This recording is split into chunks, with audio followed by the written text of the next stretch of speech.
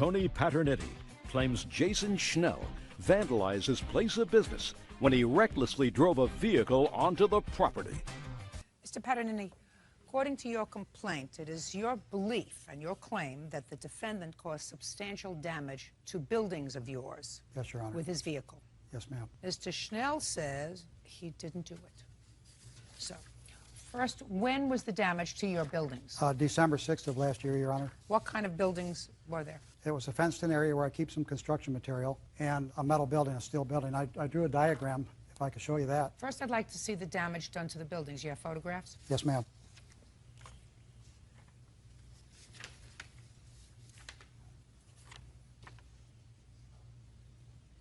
There wasn't a tornado in your area, was there? Not at that time, Your Honor. No. And when you left, you said it was December of '06. What date in December? December 6th. On the 5th, were you at the building? Yes, ma'am. Building's okay? It was fine when I left around 6 p.m. Fence was okay? Yes, everything was okay. No tornadoes that night. So now I see the damage.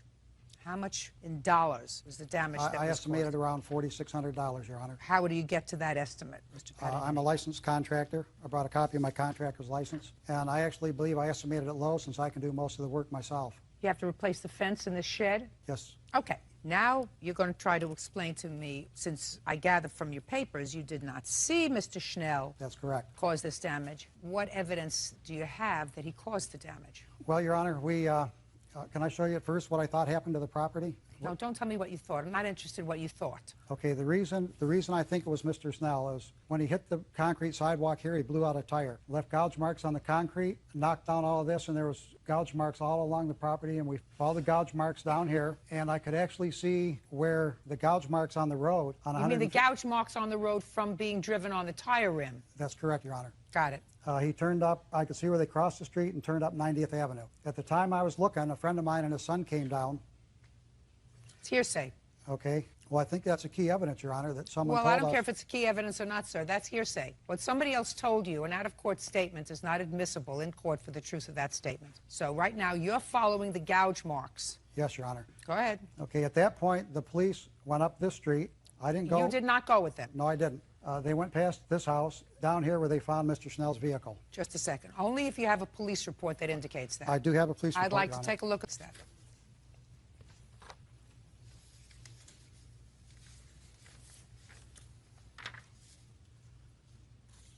Police observe in their report that the damage appears to have been done by somebody doing donuts on the property with their car and lost control and struck the concrete pad, causing the right front tire to blow out, which caused damage to the rim. And then the writer observed pieces of the rim on the concrete pad. The writer observed gouge marks on the concrete from the broken rim. Then it ran into a chain-link fence. Writer recovered various pieces from the rim and also the passenger's side mirror and what appeared to be a fog lamp. Then the police found the defendant's car, Mr. Schnell. That would be you. Yes, ma'am. Stand up on your own 2 feet. Yes, ma'am. And found that the mirror that was located at the location matched that of the subject vehicle. Coincidence. Big coincidence, Your Honor. Speak not! Yes, ma'am. And the writer, that would be the police, also observed that pieces of the rim that were found at the incident location also matched that of the subject's vehicle. That would be you.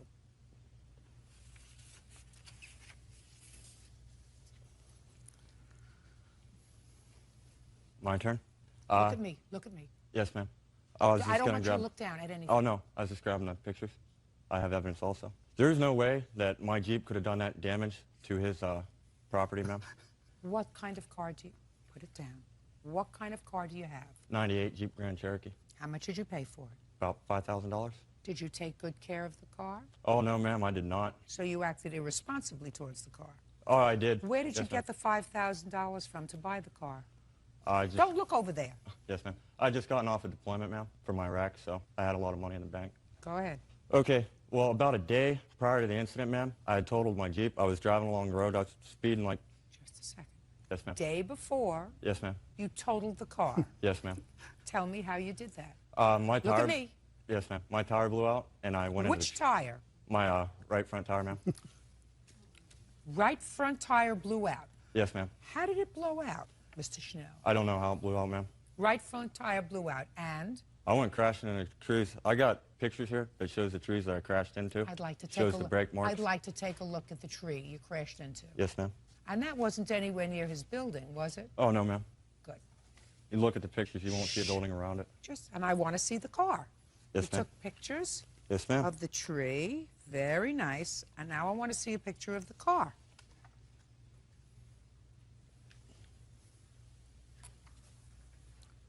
Totaled undrivable? Oh, yes, ma'am. It was completely undrivable. Completely. Yes, ma'am. Well, it would start, ma'am, but, Don't speak. I have questions. yes, ma'am. So you went into a tree. How far away from where you live? A couple miles, ma'am. About 2 or 3. Would it be anywhere in this area that's on the bottom? I can show you on the map, ma'am. Sure. It would be out this way if the map extended further. Oh, okay, good. So it would be all the way over there. Yes, ma'am. And how did the car get back to your house? I rode it home on the rim, ma'am. I thought you told me that it was not drivable, sir. It was... Listen to me. You just told me a moment ago, Mr. Schnell, Yes, ma'am. that the car was not drivable. Not safely drivable anyway, ma'am. Mr. Schnell, this is not going to go well for you, sir. For you to drive it home Well, on the that rim. home's more like it, ma'am. No. You either call the police. The No, way I that's what figured you it is do. if I called the police and I filled out an accident report and everything and go back to my insurance company, and most of those damages on there, I can just get the parts from a junkyard or something and fix it Now, cheaper one than of the deductible things would that be. was damaged on your car, sir, is a side view mirror that's missing. Yes, ma'am. I'm not... Just a sec. I'm speaking. A side view. So far, does it look as if I need your help? I have some other pictures I want to show, Your Honor. Fine. I'm not finished with him yet. So far we have a right front tire Yes, ma'am. that matches the right front tire at his place of business, and a side view mirror also found at his place of business, also missing from your car. Yes, ma'am. Coincidence. I'm I'm not- speaking. Coincidence. Either it's a coincidence or it's on purpose. It's coincidence, ma'am. Coincidence. Yes, ma'am. We also have a fog lamp Yes, ma'am. also missing from your car. I'm not No. disputing that my car was Just, crashed, ma'am. just answer my question. Yes, ma'am. Also missing. That the police found on his property. Yes, ma'am. Also, if you'll look at that picture, though, ma'am, did they find my bumper on his property? Just a second. Did they find anything let else me that was explain missing from the something car, to you, ma'am? sir. I don't answer your questions. Yes, ma'am. That is not my job. Yes, ma'am. At what rank did you leave the military? Lance Corporal, ma'am. What was a step above Lance Corporal? Corporal. Corporal. And above that? Sergeant. Did you speak back to your sergeant? I did not when if I you was right, wanted to ma'am. live, right? I did when I was right, ma'am. Well, maybe that's why you chose not to make the Army a career.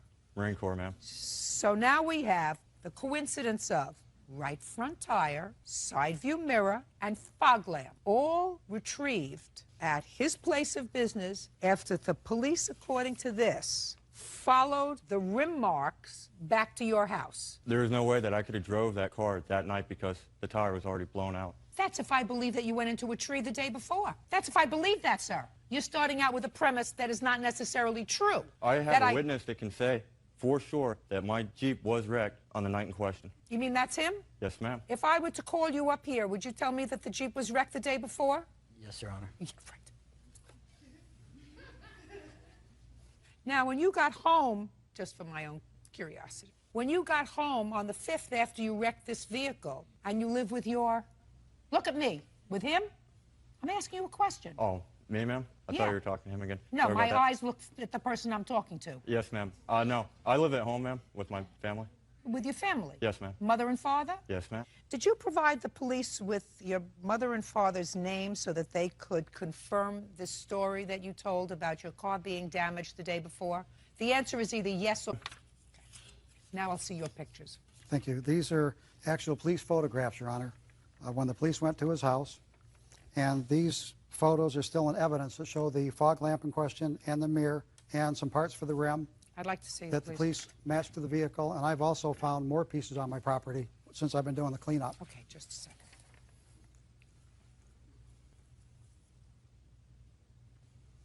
So the mirror that was found, which is primarily what I'm looking at, the paint is the same color as his car. Yes, Your Honor. Well, let's see what else we have. So we have And you right can see- front tire, side view mirror, the same color as the side view mirror would have been from his car. Yes, Your Honor. All found on your property. Yes, Your Honor. What kind of work do you do now, Mr. Schnell? I'm unemployed, ma'am, How long have you been unemployed? since end of November. Why? unemployment pays better than Walmart. So your parents just let you sort of hang around after you. When did you come out of the service? My EAS was November 26th. Of '06? Yes, ma'am. So you stayed home December, January, February. At this point, it's time for you to get into gear, right? Oh, yes, ma'am. First, you pay him the money that you owe him, $4,600. Judgment for the plaintiff, that's all. Maria Prieto claims her son's former friend, James Alfter, started a fire in her home while trying to grow marijuana.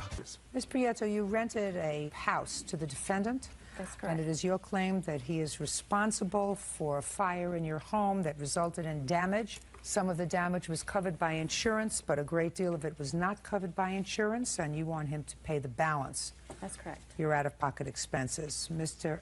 Alfter? Is that the way you pronounce your name? Yes, ma'am. You look petrified. Are you scared of me? No. You should be. Yeah, a little bit. Mr. Alfter says that your homeowner's insurance should have covered whatever losses there were. He wasn't doing anything wrong, and it was just an accident. That's your defense. Yes. Your Honor, I disagree. Just. How old are you, sir? 20. When did you move out of your home? I've been on my own since I was about 18.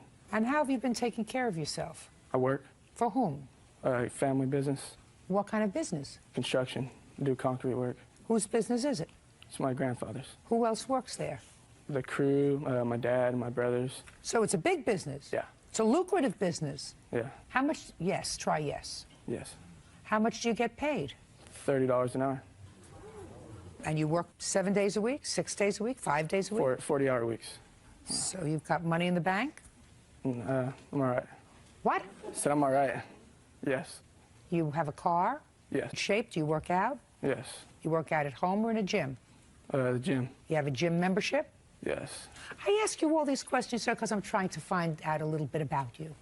Because this complaint says, Mr. Alfter, that the fire that started in Miss Prieto's house, on what date? September the 12th.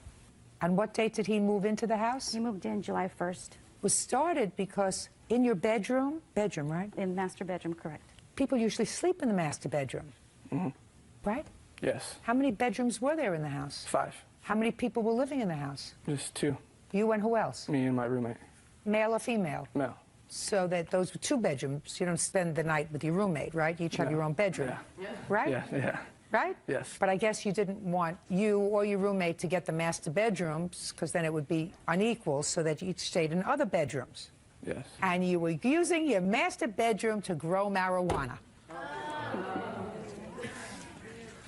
You actually hadn't brought in the plants yet, according to the complaint and the answer, but it was all set up with a whole bunch of lights, right? Yes, there's equipment. I mean, you weren't planning on shooting a film in there, were you? No. You were going to grow marijuana. Yes. What were you going to do with it when you grew it? Well, I have anxiety, and I was going to try to get my card, cannabis card. You have anxiety? Yeah. You ain't seen nothing yet. Your parents are alive? Yes. Did they know you were coming here today? Yes. Did they know that 10 million people were going to be watching you today? Yes. Did they offer you any warning, sir? Yes. And I know that it's not relevant to the case, but I, because I am a mother, would like to know what your parents said to you. They told me I better learn my lesson. Both of them. Yes. Sounds like my kind of people. Who do you expect to pay for these damages that weren't covered by Miss Prieto's insurance as a result of your lunacy in trying to start a marijuana farm in her house? Myself. Right. So why didn't you just pay her, sir? Why did you force her to come here? No, I mean, I know that she looks lovely and she appears to be a very nice lady, but why didn't you just say, I'm really sorry, I acted like an idiot, I'm 20 years old, I'm not fully grown up yet. You know, just help me out here. It'll never happen again. I'm going to cut my hair so I can see. You know, all of those things. The sum, that amount that she wanted was pretty high. I thought the insurance would have covered it, but I was going to pay the deductible. Yeah, but the insurance company didn't, for instance, pay for all the landscaping around the house that was singed. But when I moved in the house, the land or the landscaping wasn't too caught up. May not have been too caught up. What about the fact that she didn't have the use of her house for a while? Yeah. Yeah, no, that's my fault. So who should pay for that? Myself. Yes, ma'am. Can I see the bills, please? Sure. And I have pictures also. Should have listened to your parents, Mr. Alta. Father's a pretty tough guy? Yeah. Are you using your real name today, sir? Yes. Is your father's last name the same as yours? Yes. Look what you did to her house. Bird, look what he did to her house.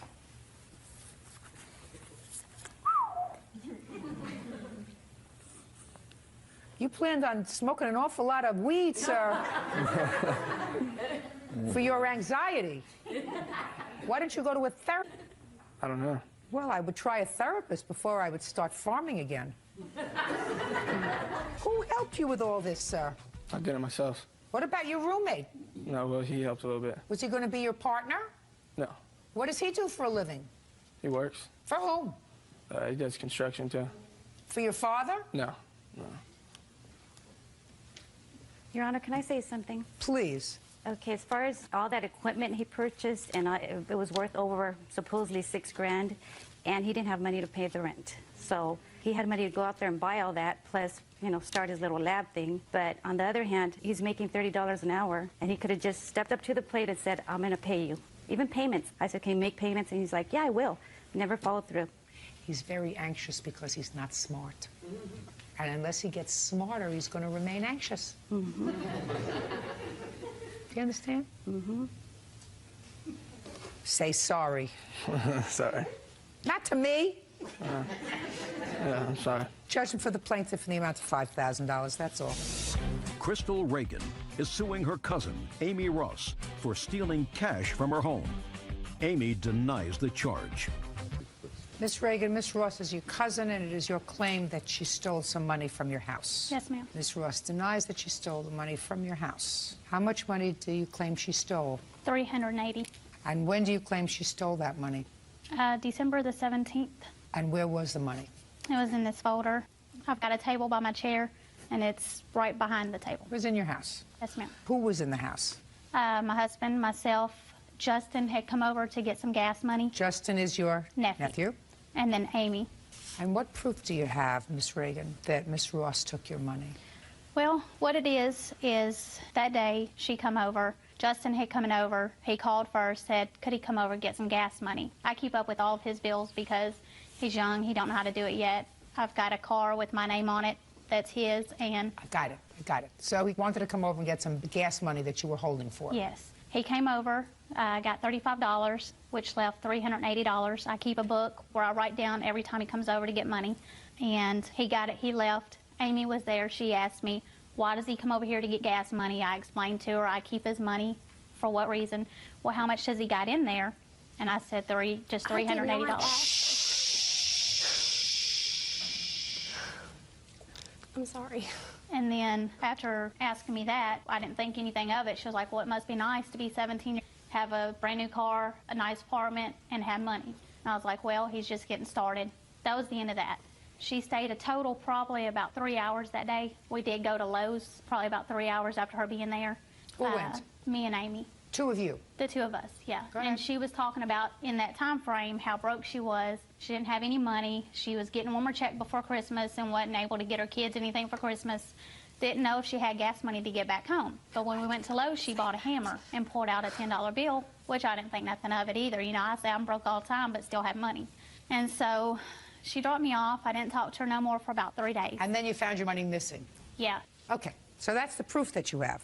Well, no, that's just the story. The proof is that whenever I called Lisa, her sister, to ask her, did you and Amy happen to have went shopping? Do you know of any money? Because we all know that she's broke.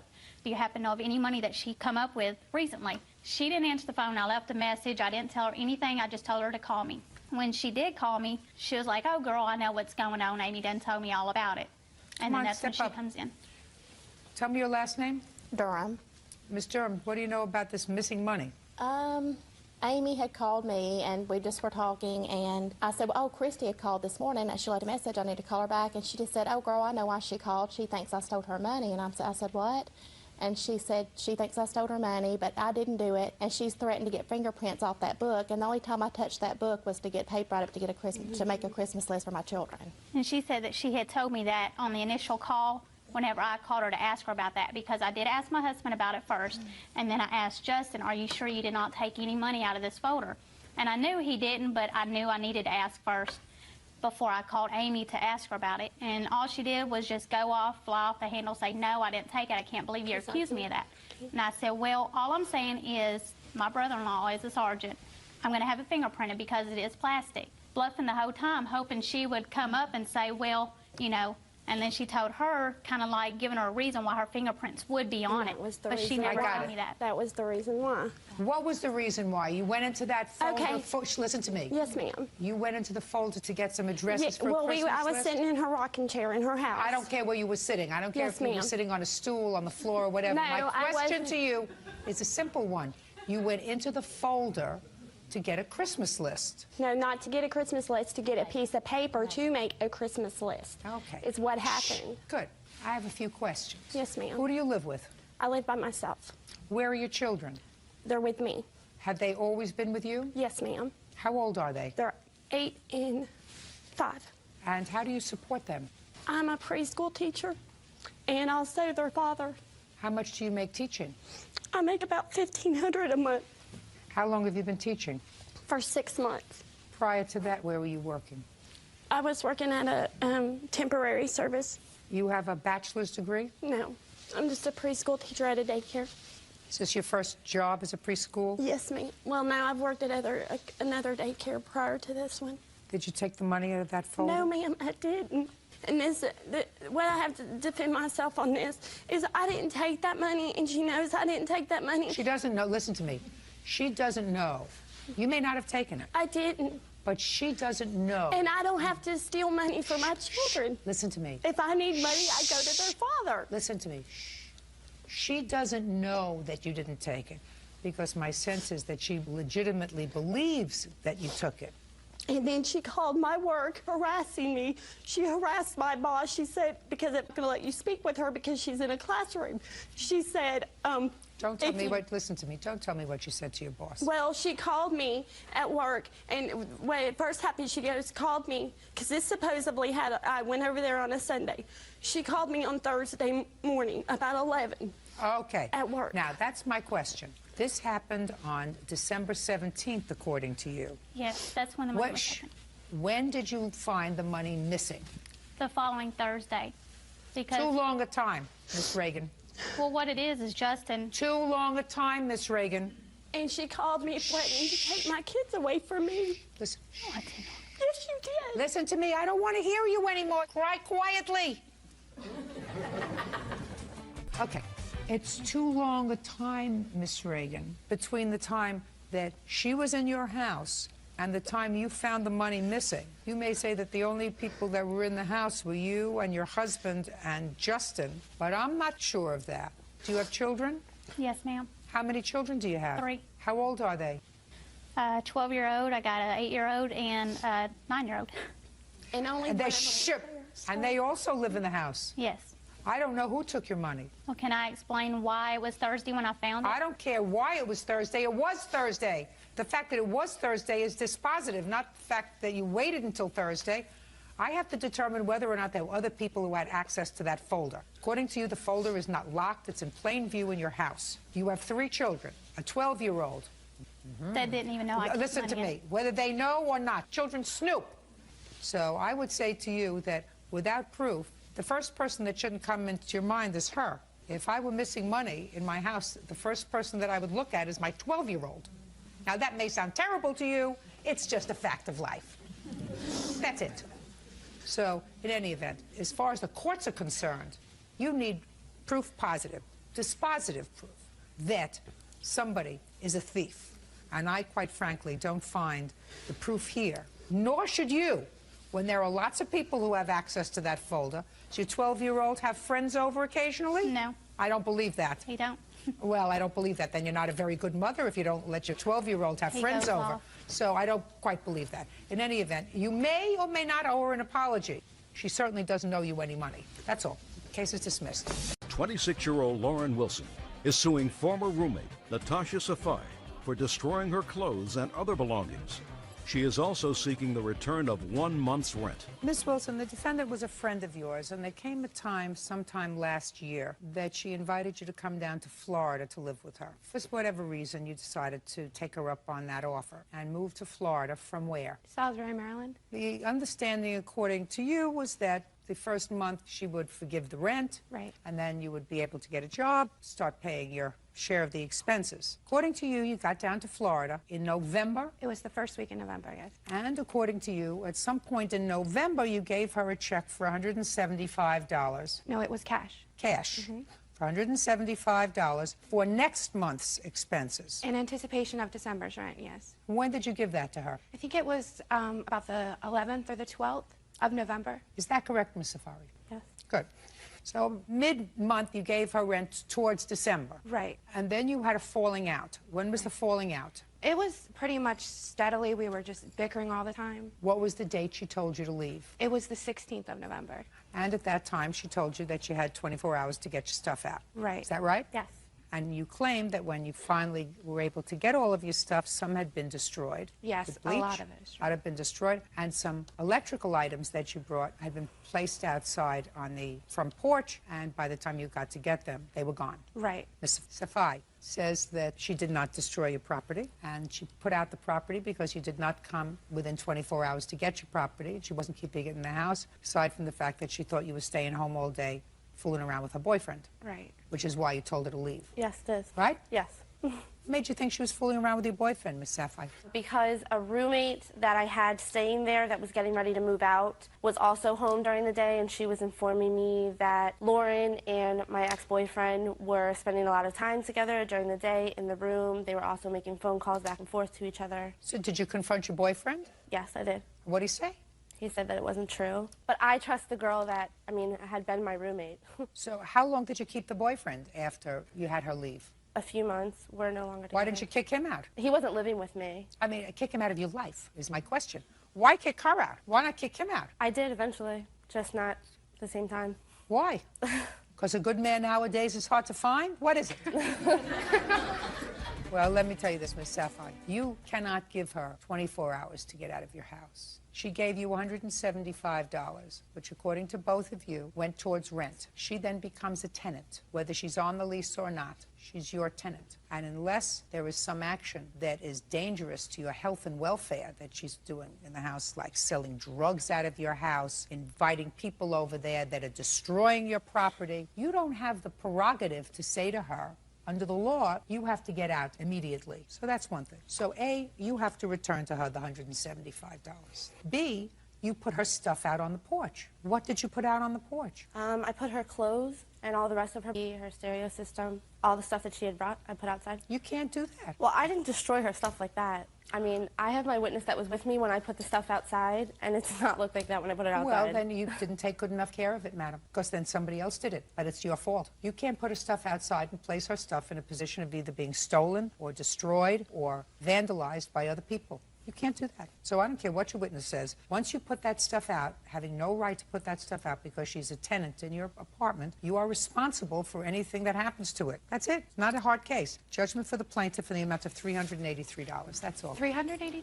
$1,383. Okay. Thank you, Your Honor. You're right. Jose Torres claims ex-girlfriend Janice Semeno threw away his belongings. Janice is countersuing for lost wages. Mr. Torres, you moved in with the defendant and her children while you were separated from your wife. I assume this is your wife, sir, is that right? Yes.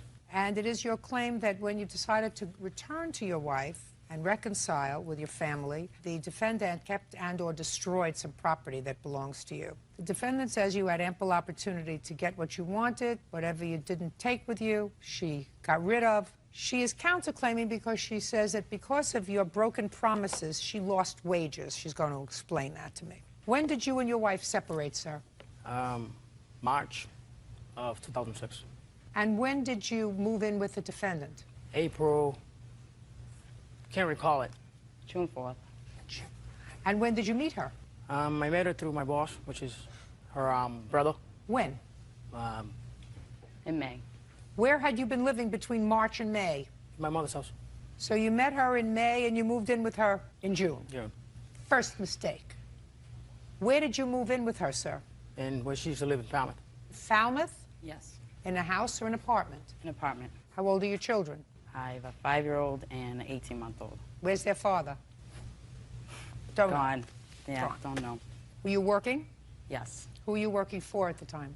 Stop and Shop and Dunkin' Donuts. Who was taking care of the children when you worked? They were in daycare full-time. Was that subsidized daycare? Yeah. Okay. So you move in, Yes. and then what happened, Mr. Torres? Everything was getting fine. I was missing my kids a lot. You have to speak slowly, Mr. Torres, because I'm going to try to follow you. Okay. Everything was going fine. You were missing your kids a lot, is what I got. Now you're going to try to speak a little slower and keep your voice up so I can hear you. See how I'm speaking and projecting? You don't have any trouble hearing me, right? No, I don't, Your Honor. Good. Go ahead.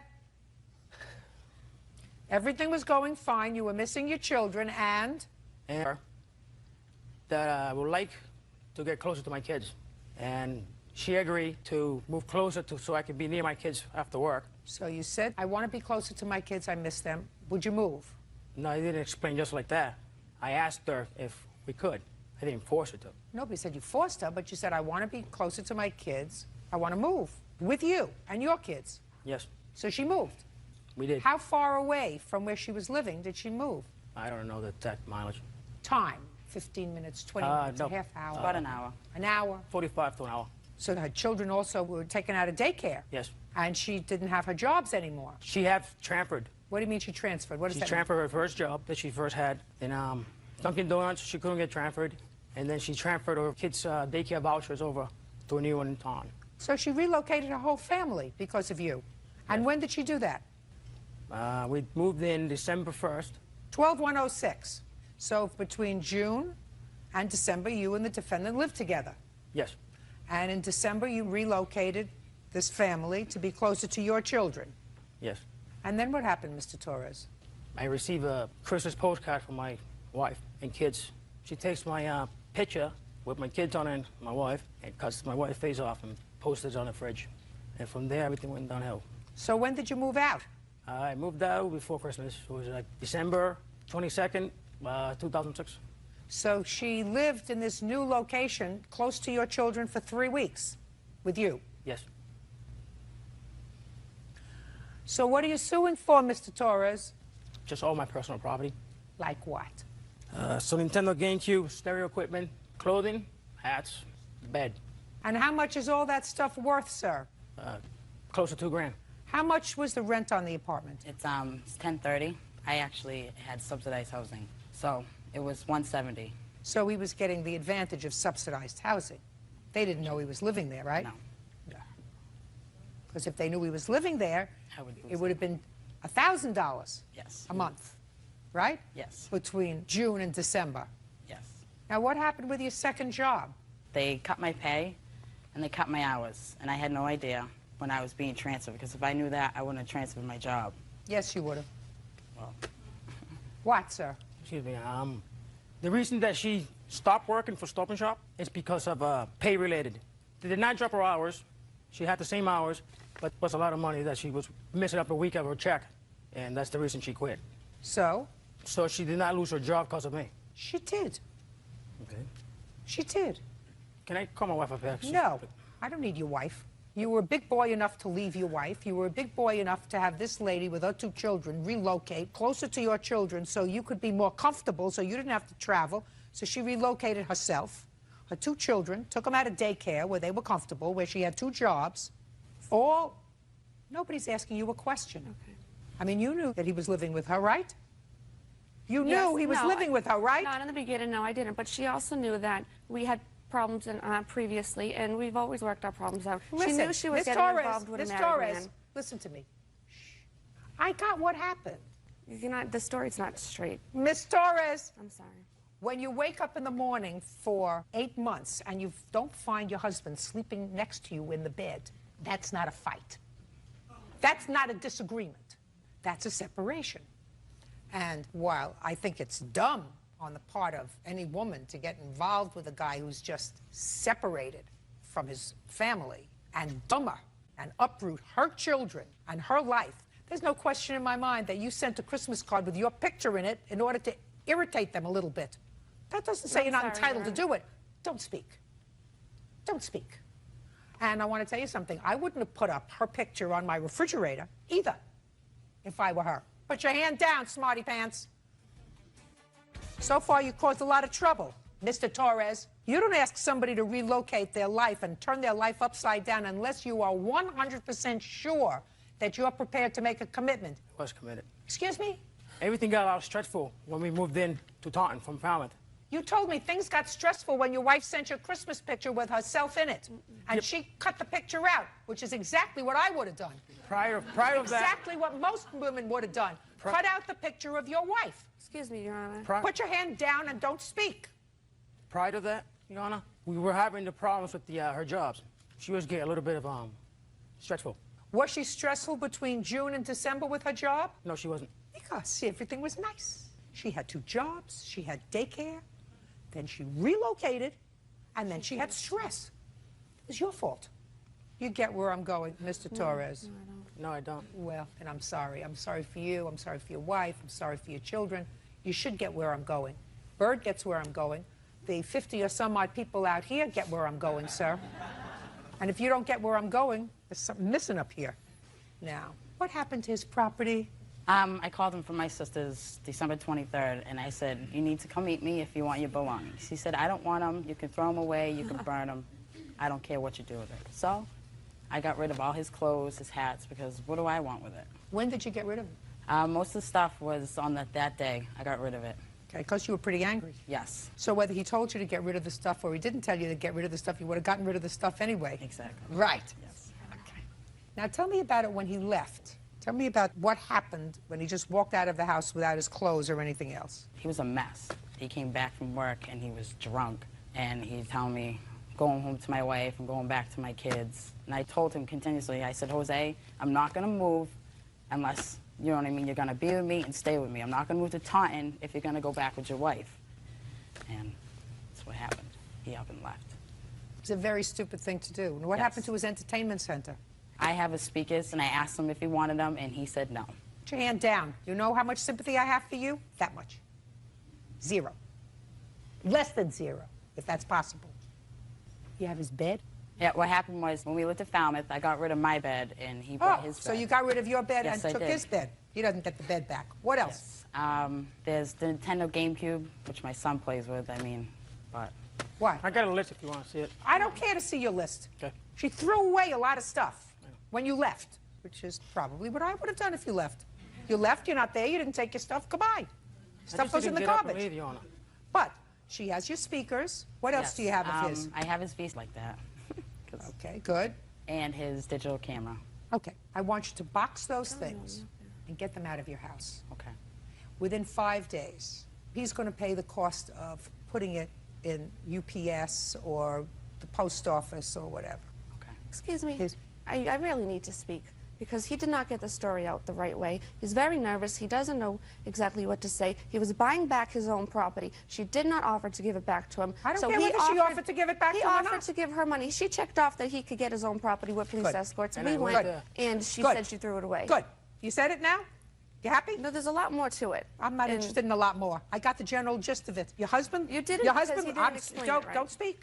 Your husband left you, not because of her, because he didn't meet her for a while. I got separated from her to take a part of time from each other. She kicked him out. Just a second. Then if you need time, Mr. Torres, to decide what you're going to do, is that what you're telling me? Is that what you're telling me? You needed time to figure out what you were going to do? No, we just need time away from each other. Then you don't move in with somebody else and dislocate them from a life. Do you understand that? Do you understand that? I understand that, but I didn't do that. Yes, you did. Yes, you did. You moved in with somebody else. If you want to take time away from your wife and see if the relationship can be put back together again, you do not move in with somebody else just because it's comfy. Do you understand? That's what you did. But I didn't do that exactly like that. Get mad. Speak up. Huh?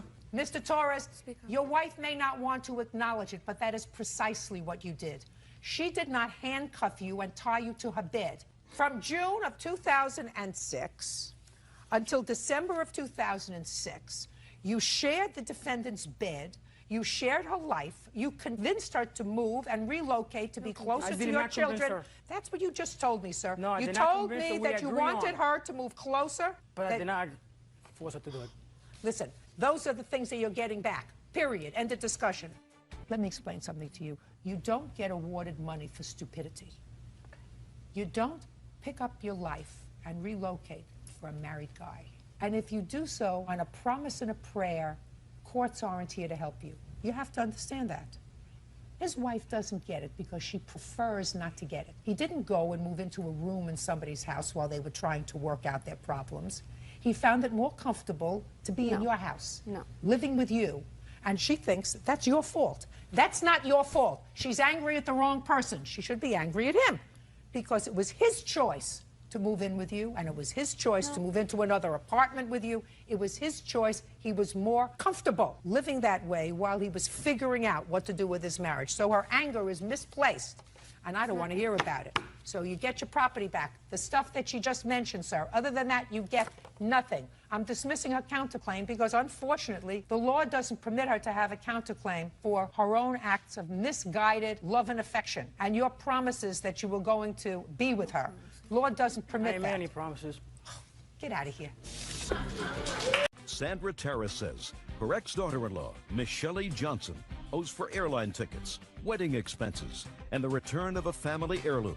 Sandra claims Miss Shelley is a bigamist. Miss Terrace, this is your former daughter-in-law. She was married to your son for a very short time, and it is your claim that she owes you some money. She owes you money for airline tickets that you claim you bought with money that was a loan to her to bring her family to see you over a Christmas holiday. You claim she owes you for some wedding expenses that you paid for, and you expected her to pay you back. And you claim that she owes you for one final thing, and that is for some family heirlooms that you gave to her in anticipation of her being your daughter-in-law for a very long time. Yes. Ms. Johnson says that these were all gifts. She never intended to pay you back. There was never any discussion of paying you back for the items that you purchased for her. And you're just angry that she divorced your son and married somebody else.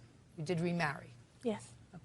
When were you married to, I assume, this gentleman? This is your son? This is my son. I was legally married to Ethan on January 10th of '07. And when did you separate from him? January 25th, I believe, is when he moved out. Why? Because he did not want to get a job. He didn't want to pay rent. He didn't want to help with any of the household expenses. You mean you found this out in 15 days? Well, he... Miss Johnson, you got married in January 10th. January 25th, 15 days later, it was over. Yes. Strange. Okay, tell me about the airline tickets, which is what you're complaining about first, Ms. Terrace. The airline tickets to bring Shelley and her daughters for Christmas. I flew them down. From where? I flew them from Denver to Las Vegas so they could come and spend Christmas with me. You have daughters? Yes. How many? 2. So you wanted her to come down and spend Christmas with you? Yes. With your son? Yes. Okay. So, go ahead. Shelley had no money for airline tickets, and I was asked if I would purchase them, and I would be paid back. Who told you that you were going to be paid back? Shelley? No, she didn't. That sounds ridiculous, Miss Terrace. You never told you were going to pay her back for the airline tickets? No, that was an agreement with her son. Of course not. You wanted your son to come to your house for Christmas. So you said, I'll send you airline tickets. You don't have to be a genius to figure that out, Miss Terrace. Right? Of course. I have children. If I want my children to come and spend Thanksgiving or Christmas with me, you know, and they don't have money, I say, I'll send you the tickets. So, move on. I don't believe you that she said she was going to pay you back. What's next? Okay. Starting with August 14th, my son discovered that Shelley had remarried on February 14th, Valentine's Day. Okay. Their marriage was not annulled until May. Okay. They were still living as man and wife. Okay. Would you tell me what it is that you claim she owes you money for? I'm not the moral police. Okay. At that time, I told them that I would help out paying for a formal wedding and a reception to be held on May 26th. At that time, after discovering that Shelley had committed bigamy by marrying a man on Valentine's Day, February 14th. Just a second. You said they were married January 10th, 2007. Correct. And then they were supposed to have a reception in May. Correct. But they were no longer living together in May of '07. That's correct. And you paid for what? I paid for all wedding expenses. And? And I was told that I would be repaid for this However, Shelley, it was an agreement that I would be paid back. And after discovering that Shelley married a man while she was still married to my son, I feel she is not entitled to anything. Just a second. I know what you feel. When did you plan this wedding and make the payments that you're complaining about? In what December. Month? In December. So you made certain outlays of money. Correct. Had your son ever been married before? No. Had you been married before? Yes, ma'am. So you wanted to make a wedding. Where was the wedding supposed to be? In my hometown. In your hometown, for your family and friends. That's because your son was never married before. That's correct. So you said, I'll make the wedding. Miss Tarras, we know where it's going, my dear. That's what you do. You didn't expect her to pay for the wedding. She's got 2 children that she's, I assume, supporting, that they live with her. She wasn't going to make the wedding. You wanted to make the wedding in Las Vegas, where you live, where your son grew up, where you have family and friends, and you said, I'll pay for the wedding. You put down a deposit on a hall, you put down deposit on invitations, and whatever you did. The formal marriage didn't work out, and nothing came of the May event because they were already separated for 5 months by the time May rolled around. So, doesn't work out, doesn't work out. Would have been no difference if they got married January 10th and you paid for the wedding in January, and that was the formal wedding, and they separated 15 days later. You don't get your money back from her. What do you want? I'd like to add something, Your Honor. Go. I moved out of the apartment on February 20th, 2007. Shelley, second ex-husband, she found out unfortunately had died, had passed away on December 1st. Shelley was having a very hard time grieving with this. And I can remember multiple times her waking up in the middle of the night telling me how much Chris was a better man than me. Listen, does this have some relevance to your mother's lawsuit, or you just want to have a cathartic event? What does that have to do? Mr. Tarras, listen to me very carefully. Yes, ma'am. I understand you were hurt. However, you were a very lucky man. Very lucky. Because you were about to take on a responsibility of a woman who's a little nutty. There's no question she's a nut. Because she had 2 girls, and she gave up what appears to be a perfectly reasonable guy with a perfectly reasonable family, and married somebody, according to you, who's in prison. Yes, ma'am. Well, that's nutty. So, finding that out now, before you do something stupid like make a baby with her so that you're tied to her forever, you should go like this and say, thank you very much. If it only cost me a few $1,000s to get rid of this nut, it's a bargain. It's the bargain of the century. Do you understand, Mr. Tarras? Yes, ma'am. Your mother should understand that, too. Now, I understand you were hurt. You'll find somebody else, uncomplicated, and do yourself a favor. How old are you? 25, ma'am. 25. Pick somebody without baggage. Yes, ma'am. Okay? Yes, ma'am. Now sit. I am, ma'am. What's next? Your Honor, due to her committing bigamy. It's over. She never promised to pay you for the wedding. Move on. Well, she did, Aunt. No, she did not. Okay. No, that's a fib. I don't like fibbers. I have 5 children. I've made more than 5 weddings because we had a couple of doubles in there. I know what it's like. None of my children ever paid me back for weddings. Do you understand? Even when the marriage didn't work out. Get over it, Miss Tarras. Now move on. Okay. Well, just the bigamy charges. She marries another man while they're still married. That concerns me.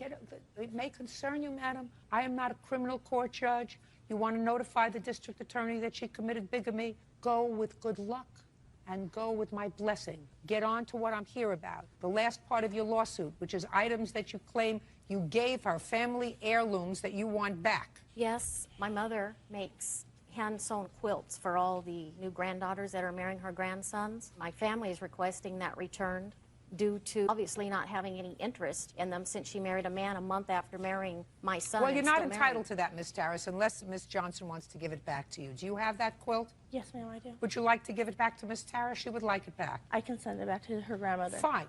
Perfect. What else? The diamond necklace that I would like returned. No, you don't get that back. Okay. I bought that as a daughter-in-law, but... Good. She was your daughter-in-law for about 15 days. Keep going. Yeah, exactly. Keep going. The expenses for the wedding. I already told you. She owes you absolutely nothing. She's being gracious in returning a quilt that you say was made by a family member that you want back in the family. And that's only her being gracious to return that to you. So you're not entitled to anything else, Miss Tarras. I'll prepare an order with regard to the quilt. Thank you very much. That's all. Melissa Kina says her daughter, Jamie Jaworski, owes for 2 unpaid loans. Jamie says her mother is conspiring with her ex-husband to ruin her life. Miss Keenest, this is your daughter. Yes, it is. Does she have any siblings? Yes, she does. How many? 2, a brother and a sister. She's the oldest. Is she a cute baby? Gorgeous. Is she a nice baby? Yeah, very well-mannered. Must have been, because you had 2 more. Yeah. Well, you're not getting along so much anymore, and it is your claim that your daughter owes you the balance of 2 loans. One loan that you made to her several years ago in order to permit her to open up a business. That loan was for $10,000, and she's paid back a substantial part of that loan. That's correct. Over the course of the last 3 or 4 years. You were opening a beauty salon, and you were able to do that through the loan from your mom. Exactly. The second loan was for $2,000, and that was more recently, and that was to permit her to get an attorney because she was going through a divorce. Correct. With regard to that $2,000, your daughter says there was never any discussion of a loan, that you were ecstatic that she was divorcing the husband, and you agreed to help her secure an attorney so that she could That's not true, Your Honor. So that she could successfully conclude the divorce process. So let's deal with the first loan. When was that, Ms. Jaworski? It would have been in August because I bought the business. I took possession August of what year? 03. And it was for $10,000? Yes. Was there supposed to be interest paid on the loan? No. Well, tell me how you were going to make this loan with no interest. I knew that she had money left over from my grandmother's estate. Put your hand down. What do you mean left over? Well, my grandmother didn't take care of things how you're supposed to, and so all of the money that was left out of her estate went to the state for her care. But there was somehow this money left over that the state didn't know about. I knew of $10,000. Okay, go ahead. And so I asked my mom if I could borrow that $10,000 from her because I knew it was in the bank sitting there, and so that there wouldn't be interest or anything on it because we already had the money. Well, there would be interest on it. If she loaned you $10,000, then she's losing the interest on $10,000 for as long as it takes you to pay her back. There was never any discussion of it. But you do understand that. I understand what you're saying, but in my mind, it wasn't that way. I don't care what It was in just your sitting mind. there. What I'm telling you is, if your mother takes the money out of the bank, then she's losing interest on it, so there is a loss. I also don't understand why she should make this loan to you without interest when you have a brother and a sister. Why would she just let you have it all yourself? Because it was just going to be a loan. It was going to be paid back. In what period of time? There was no set period of time. Because when you open a business, you never know. Most businesses fail in the first 5 years. And Well, so, what happens if your business failed? You mean you weren't going to pay her back the money? Well, no, I never intended not to pay her back the money. But you just said most businesses fail within the first few years. What happens if your business failed? Well, if my business failed, I would still have to pay her, but that was just to help me out. It was my mom helping me out. It was family helping family out. But she didn't take that money out of the bank. At the last minute, she had decided that she was going to pull it off of a credit card because she was nervous about the state finding out that she still had that money. You mean she didn't think that they would find out about it if she kept it in the bank? Go ahead. Keep going. Keep going. I'm listening to the story. So she wanted to take it off of her credit card rather than take it out of the bank because she was afraid that the state would find out. Well, she was worried that Go they ahead. would find out and then she wouldn't have the money sitting there. Keep going. No, that's really what happened. Keep going. And so at the last minute, she decided to pull it with 0 interest. And either way, it wouldn't matter. There was Zero no interest for how long? Forever? I don't know. What do you mean you don't know? You're in business. You don't have 0 interest forever, maybe for a year or two, but not forever. I never saw any of the credit card information. I have no idea, to tell you the truth. Well, let's understand this. You knew at the time that you accepted this loan that it was coming off of a credit card. Is that right, Ms. Jaworski? At the last minute, yes. I don't care if it's the last minute or the last second. You always could say no. I know, but I'd already given Listen to me. You always could say no. And then if I had... Who cares what happens if you had? If you had, you go to work in somebody else's beauty parlor. Now, there was 0 interest. And as a business person, you know that 0 interest isn't forever. It's for a fixed period of time, which was for how long? 2 years. That brings us up to 2005. As of August 2005, how much money did you give her? I haven't split it out. These are just the statements that I have until then. Well, I didn't Lisa, add that up. I don't do that. Math wasn't my strong suit. Me either. You either? Then you shouldn't be in business. But if you didn't pay her back in the 2-year period of time when there was 0 interest on the credit card, you owe her whatever the interest is. End of discussion. Now, how much is on the credit card? On the credit Not with the $2,000 for the lawyer. I'm not dealing with that yet. Well, it was all on one credit card, and the balance due on it when she stopped making the payment was $4,995. Show me. Ma'am, before you go, can I say something else? Well, this is not the last one. That's after I've made a payment, but Can I see that bird, please? I've made like the last 6 or 7 payments on it. Now, you wanted to say something, Ms. Jaworski? I do, because the interest situation. She had said when we put it on that credit card that if the interest came due, that she would either take the money out of the estate and put it back on there. So I would never, the agreement was never any interest. It really wasn't. Listen to me. You knew at the time she was taking out an interest-free loan for 2 years in order to cover this loan that she was making for you. You had 2 years to pay her back. You didn't. Then interest develops, and whether she takes the money out of the bank and loses interest, you still have to pay. Now tell me about the $2,000 for the lawyer. When we were going through the divorce, or when Chris... When was that? That would have been in 2000, I believe, 5. Now, by 2005, we were starting to get some interest on this loan. Okay. Keep going. Okay, well, so then we're going through our divorce, and I didn't have the money to retain a lawyer. At first, we were just going to do it ourselves. And I was telling her that he was going to try to get custody of the children from me, and that I needed to retain a lawyer. And what I don't understand is she hated... Just don't tell me anything other than what happened. Not what you don't understand, not what you do understand. Not interested in what you understood. Tell me what happened. Now, you were crying to your mother that your ex-husband was going to try to get custody of the children, and you couldn't afford a lawyer. You didn't have any money. Basically. And Right. she said not to worry about it, that she would take care of it. And she sent me 2 checks. From where? From her credit card. And? And she wasn't worried about me paying her back. I didn't know how I was going to end up financially after the divorce. How did you end up financially after the divorce? I ended up giving him basically everything. I got $20,000 equity out of the house, of which I gave her a check for $4,000. You did give her a big check. So if you got $20,000 from the sale of the house, why didn't you pay her back everything that you owed her? Because I was buying another house, and I was trying to have a little nest egg in case when you're employed by yourself, it's always good to have a little money back up. Well, but if the only nest egg your mother had was the $10,000 she had of your grandmother's money, why should you have a nest egg and not her? I don't know. I really thought about it that way. But isn't that a nice way to think about it, Ms. Jaworski? I mean, how old are you? I'm 37. And how old is your mother? My mom must be 57. Yesterday. So if somebody has to sort of struggle to put together a nest egg, isn't it easier for you, who's starting a new business, to put together a nest egg than your mother, who's 57? Especially since you spent the money. So it's real nice of you to want to have a nest egg all by yourself. But if what you're suggesting is that your mother said, well, if you don't pay the note back in the 2 years, that it's interest-free, you'll take the money out of your nest egg. No, that wasn't the way it is. I think. Well, that's what you just told me. But I'm just following what you told me. I think you're misinterpreting it. No, that's what you told me. No, it's not. Does that sound what you just told me? Sounds like what she told you. That she would take the money out of her nest egg and pay off the credit card and wait for you to finish putting your nest egg together so you would pay her. Duh. If you have a business and you don't have operating capital and you don't have money to buy and bring things in and out, you can't run a business. And so that's what I used the other part of that money for. Was That's not what you just told me. It is. I had it. No, in a that's little... not what you just told me. I had it set aside so if something happened with the business that I could keep it going. That's your nest egg. Well, I had to, because if You I owe your mother $4,000. If I lose the shop... You owe your mother $4,000. And I gather that the reason she's here is because you stopped paying her, according to your mother, because you had an estranged relationship for a while. Why, I don't know. Because she's seeing my ex-husband. Well, that's what you say.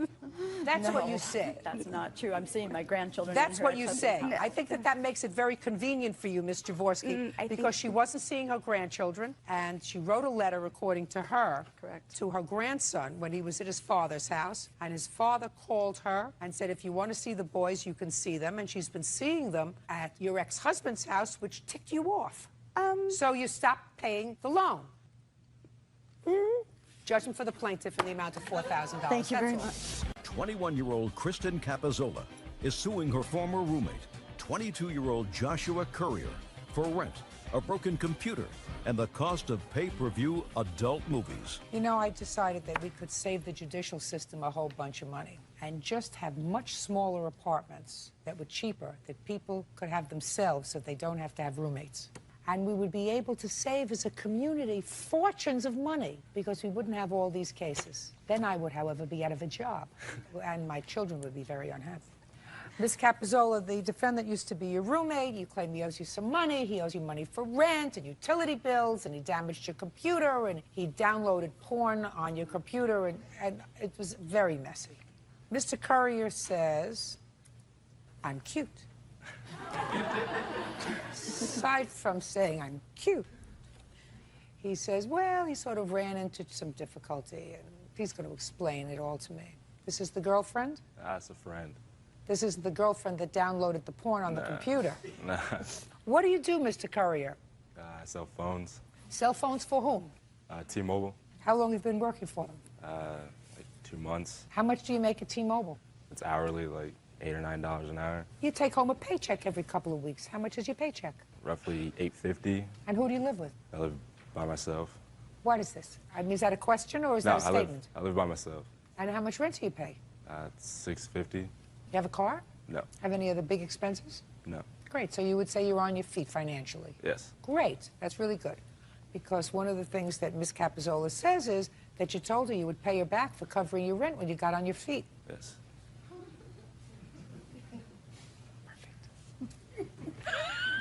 She's got to back into it, that's all. You know, you can't get on there right in the front. Right in the front's boring. You got to back into it. There you go. Right? That's right. All right, Ms. Capizzola, when did you start to room with, and it was just a roommate, is that right? Yes. Just a roommate. The charming Mr. Courier. October of 2006, he contacted me looking for a place to stay. I offered mine and my mother's home, with her permission, of course. We lived together there for approximately 3 weeks and then signed a lease in mid-November to move out. How long had you known him? About 3 years. From where? We met at a party. You thought he was cute and nice? Yeah. He is. Yeah. He's just a mooch. Yeah. So, you moved into this place in November. Both of you signed the lease? Yes, we did. Now, he paid his rent for a while, and then according to No. him, he hit some hard times. The rent was never paid to begin with. The first month we were there, he mysteriously lost a money order, and I was forced to pay the entire months of that rent. How much was that? That was $320. But the next 2 months went well. He did Great. pay rent on time. Great. Well, that's what he says pretty much. Until April of 2007. Correct. What happened in April 2007? My check bounced. She called me and told me that it bounced when I was at work and that we need to figure out how we were going to pay it. And so showed up at the leasing. I don't know, like a week went by. She called me and told me. Get over, please. You know I'm getting older by the second. Okay, Did she cover your rent? in April? Yeah. No. You paid it. No. Who paid it? Nobody. How could you not pay rent? Did you pay the rent? Yes, I did. Of course she did. You mean the landlord says you're such a nice guy, I'm going to let you just breeze over. How much rent did you cover for him in April? For March and April, I covered $960. Total, I covered $1,600 and six. Now, according to you, you don't really deny this. In your answer, you said, I always paid my rent until April when I was having money issues. Kristen told me not to worry. She told me just to get back on my feet. Yes. Well, you're back on your feet, right? Yes. So you got to pay her the rent. I don't feel like I owe her the money because she told me not to worry about it. She said, sign yourself off the lease and then move out by the 1st. And I got the rest. And she was there. 1st of what? The 1st of May. 1st of May? Yeah.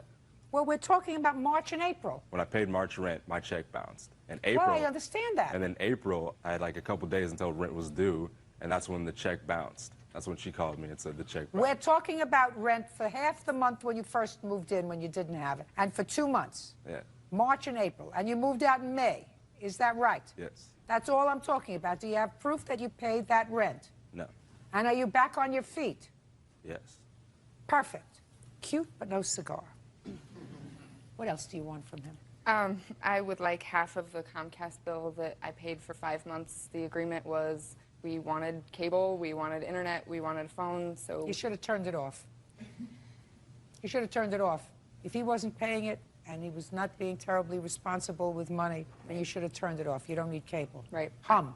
I would at least like to be reimbursed for the porn that was rented on our cable bill. Yes, sir. Now, who rented the porn? My ex-girlfriend. And your ex-girlfriend was your visitor? Yes. And did she watch this all by herself? Yes, I had no recollection that she was watching it. I Well, didn't how know. do you know it was her? She told me. But she told me she paid it, so I didn't. How much was the porn? $81.90. $1,681. Your guest? Your worries. What else? My computer that is no longer in commission. I had to purchase a new computer. My computer is basically totaled. My mom was there when it happened. Well, what happened? Him and one of his friends were downloading music, and the blue screen of death came on and the computer never worked again. The permission to do that? He had my permission to be on the computer, yes. But I had no idea that viruses were being downloaded. And the second it happened, he told me, and he's like, I'll help you pay for half of it. What happened, sir? Actually, the night, I guess it crashed, I wasn't even there. I came home like afterwards, and her mom and my friend was there, and they're watching TV. And they said the computer did not work. And I said, okay, what happened? And they said it just crashed. And I said, okay. And then she was like blaming my friend. And then I was like, you know, that's not right. She downloaded music on it too, so it doesn't matter. And that's why I was only suing for half. Did you? Yes. Forget it. All right, you all for the rent and you all for your girlfriend's porn. Judgment for the plaintiff in the amount of $1,681. Thank you. Dana Kellogg claims ex-boyfriend Mark Kitchenmaster owes for child support. Mark says he and Dana were living together off and on, so he owes nothing. Ms. Kellogg, I've read your complaint. You and the defendant have a child together, separated, and at some point reconciled. How old is your child? When did you reconcile? Middle of July. July of 07. 07. And when you reconciled, you moved back to his house? Yes, I did. With the 8-year-old? Yes, I did. At the time, Mr. Kitchenmaster? Yes. Had a payroll deduction order levied against his salary for child support. Correct. And how much money was being taken out of your check? $127 a week. This is your complaint. You lived together for 2.5 months. It didn't work out. According to you, Mr. Kitchenmaster threw you out unceremoniously. So you want some sort of wrongful eviction. That's not going to happen. You were paying rent? No. I was providing towards the expenses in the home and giving Mr. Kitchenmaster his child support back. Well, anyway, you didn't have a lease with him. This is not a wrongful eviction, so that part of your complaint is dismissed. It's fine. It is your claim that the money was taken out of his check. You got it. You gave him that money back in cash. Yes, I did. Just a second. And when you finally left the home, because it didn't work out, Mr. Kitchenmaster went to the state, advised them that you had been living with him for 2.5 months. The state stopped your child support for 2.5 months. Front of court. And yes. you want that money back because it is your claim that you returned the money to him. Yes, ma'am. In cash. Mr. Kitchenmaster says you never gave him any money in cash. You may have given money in cash for expenses for the house, but it was not a return of the child support. Is that your claim? Yes. I assume, Ms. Kellogg, that you have bank records that are going to indicate to me $127 a week coming into your account and then a cash withdrawal of $127 within a day or 2 or 3 of the same day. The deposit. I have the same day. Can I see it, and my please? witnesses as well. Can I see it, please? I had a deposit of... Okay. Okay. I see that $127 came in, and I see on the same date $100 came out.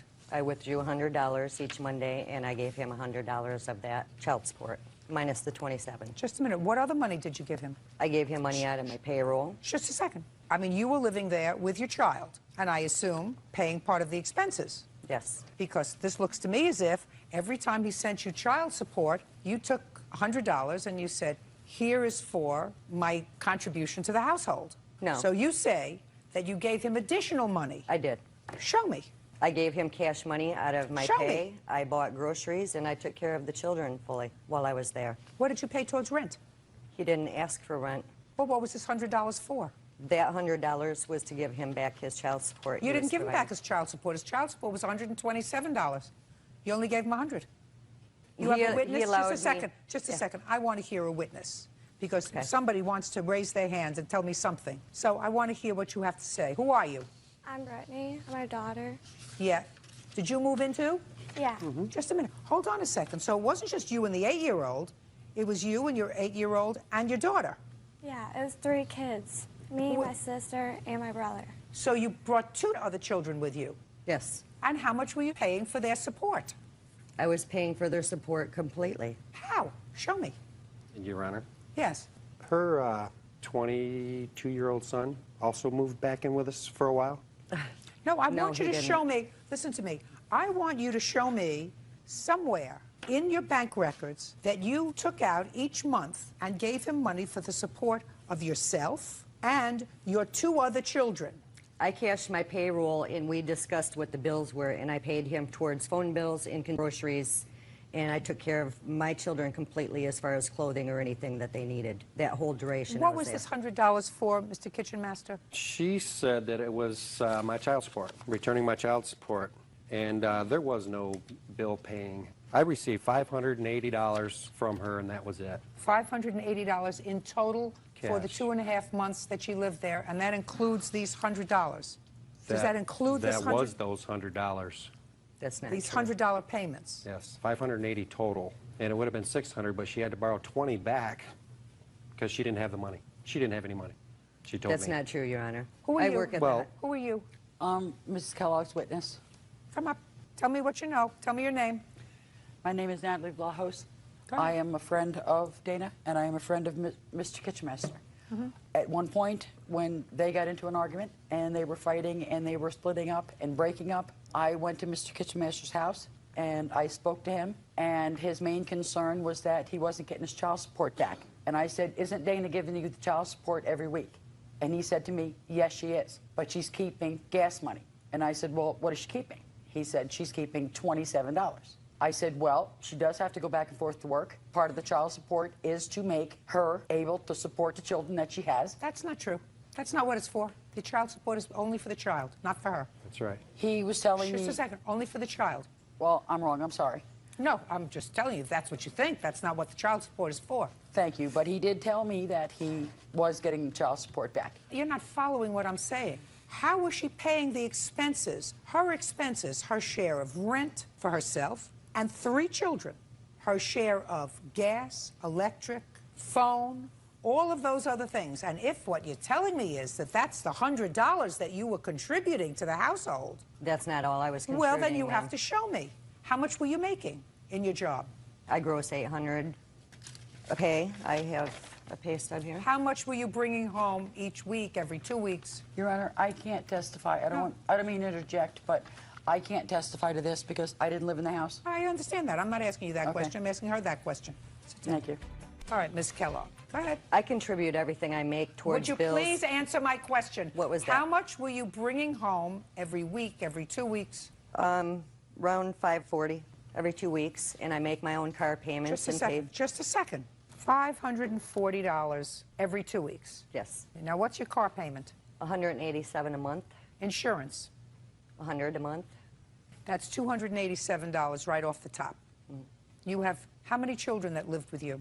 3. 3, including the 8-year-old? Yes. Did you ever have an older child that moved in for a while? He came and stayed for 1 week.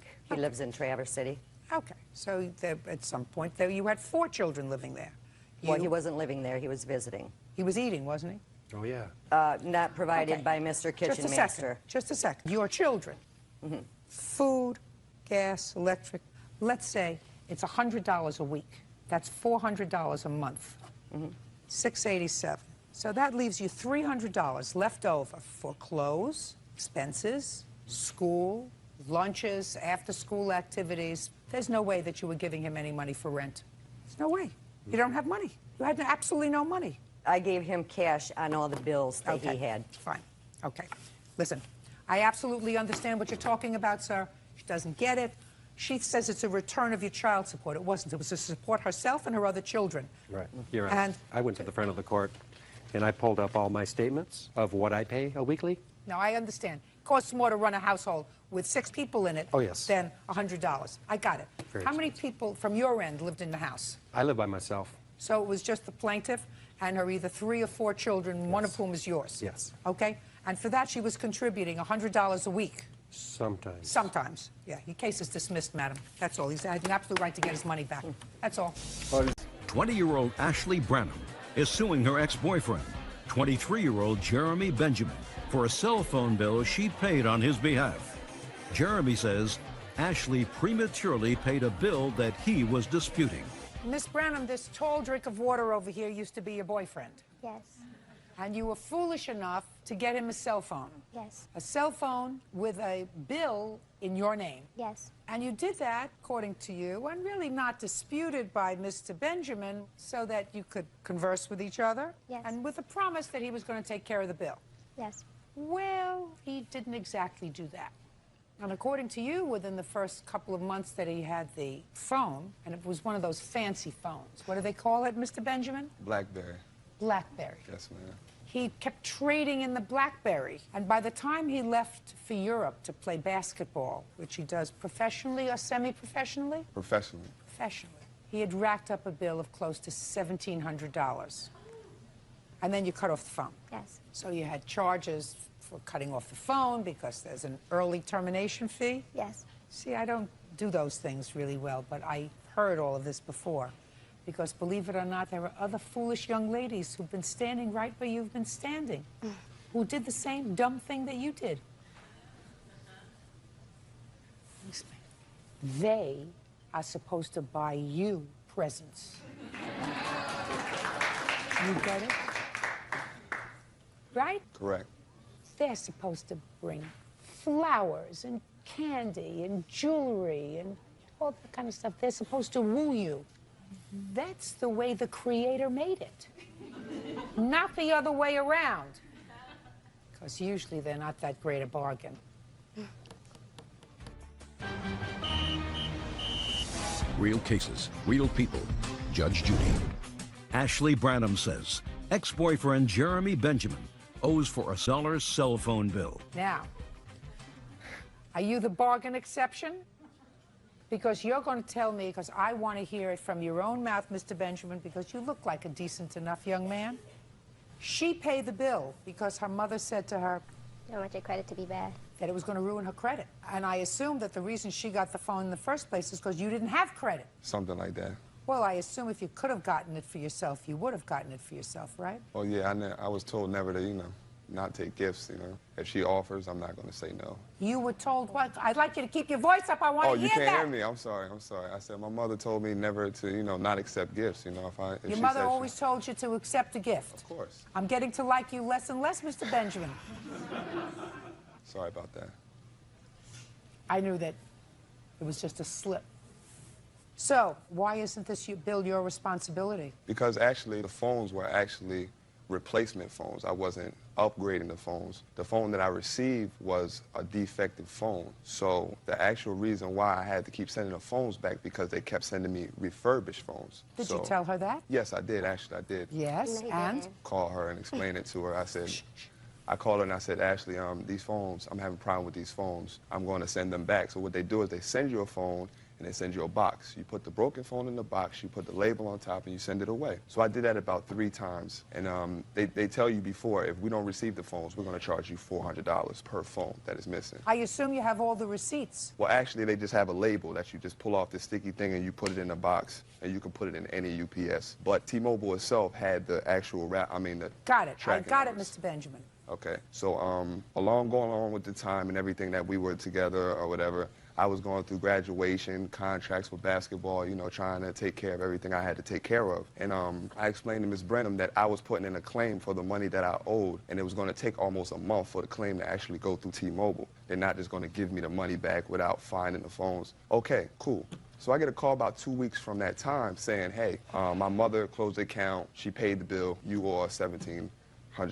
Well, a lot of that was for phone calls, too. Well, the voice plan, I think, was about between $300 and $400 out of that $1,700. Well, did you pay that part of it? I paid $200 prior before that. Why didn't you pay all of it? I have no clue why I didn't pay it all. You didn't pay any of it. According to you, your mother gave her $200 because she was complaining Well, to your no, mother. not actually. I sent the money to my mother because I was out of the country at the time. I couldn't send a check from out of the country. Okay, but you only sent her a little part of it. Of course, yes. What do you mean, of course? Well, we made an agreement that, I would pay $200 a month just because, I don't know. Who did you make the agreement with? Her mother. Her mother? Yes. But it's her credit. I don't know. I Look, guess she just took Mr. over. Benjamin, I read your answer, and what your answer put succinctly is, you went to Germany for how long? I was in Germany for 4 months. Working? Yes, this is a job. Did you have a cell phone, by the way, while you were there? Yes, ma'am, I did. Ah, that's the question that you didn't answer here in your answer, Mr. Benjamin. Right. Don't look down there. Right. Okay. She had turned off the cell phone. Your cell phone connection to her was over when you went to Germany. Right. How'd you get a cell phone in Germany that had a chip that allows you to call the United States? That's a fancy phone. How did you get that? No, no, no. Don't think about it. Just give me the truth. Yes, my mother. My mother got it for me out of the kindness of her heart. Well, that's your mother's problem, because according to you, your mom says you always take a gift, never turn down a gift, right? So, Mr. Benjamin, this is what you have to do, sir. You've got a beef with T-Mobile, right? Yes, I do. You don't have beef with her.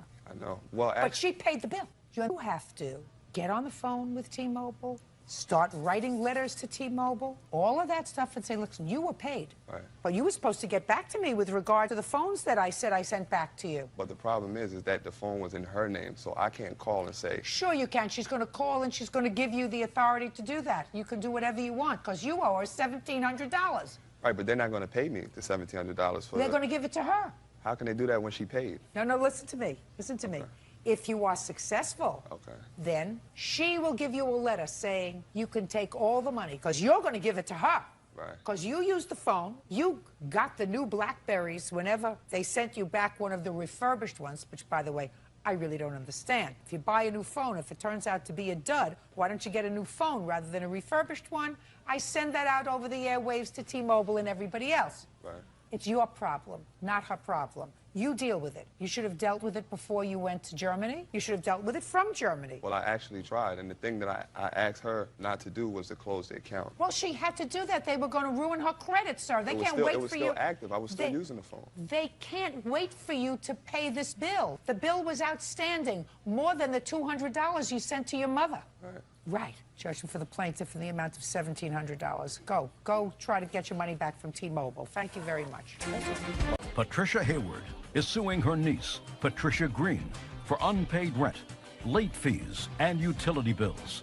The defendant says she couldn't afford to pay. Miss Hayward, this is your niece. Yes. Is it your sister's daughter? No, this is my ex-husband's niece. How long have you known her?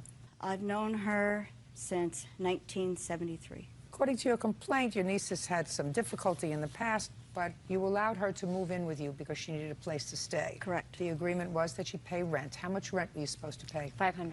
$500 a month. And what did that include, Miss Green? It just said for rent. I have the rental payment. Can I see it, please?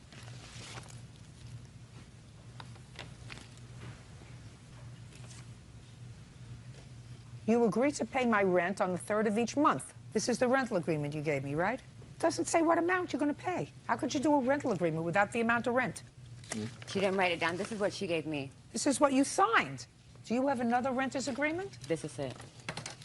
People really need a form for rental agreements. I should really do that. It would help people.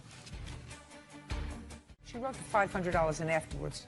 You wrote the $500 in afterwards? We wrote the $5 in after she signed it. We were both sitting there, and we said, oh, she's the one that brought up, Trisha's the one that brought up. Her copy doesn't have $500. I know. I do know that. Fine. So let's say we all agree it's Okay, $500 a month rent. This is what it's about. She moved out. She didn't pay you rent. You want the rent. You threw her out because she stopped paying rent. So you want her to pay rent and utilities. Forget utilities because your agreement doesn't provide for utilities. $500 a month rent. Did you pay rent each month that you were there? Yes, I did. When did you move in? September of '06. When did you move out?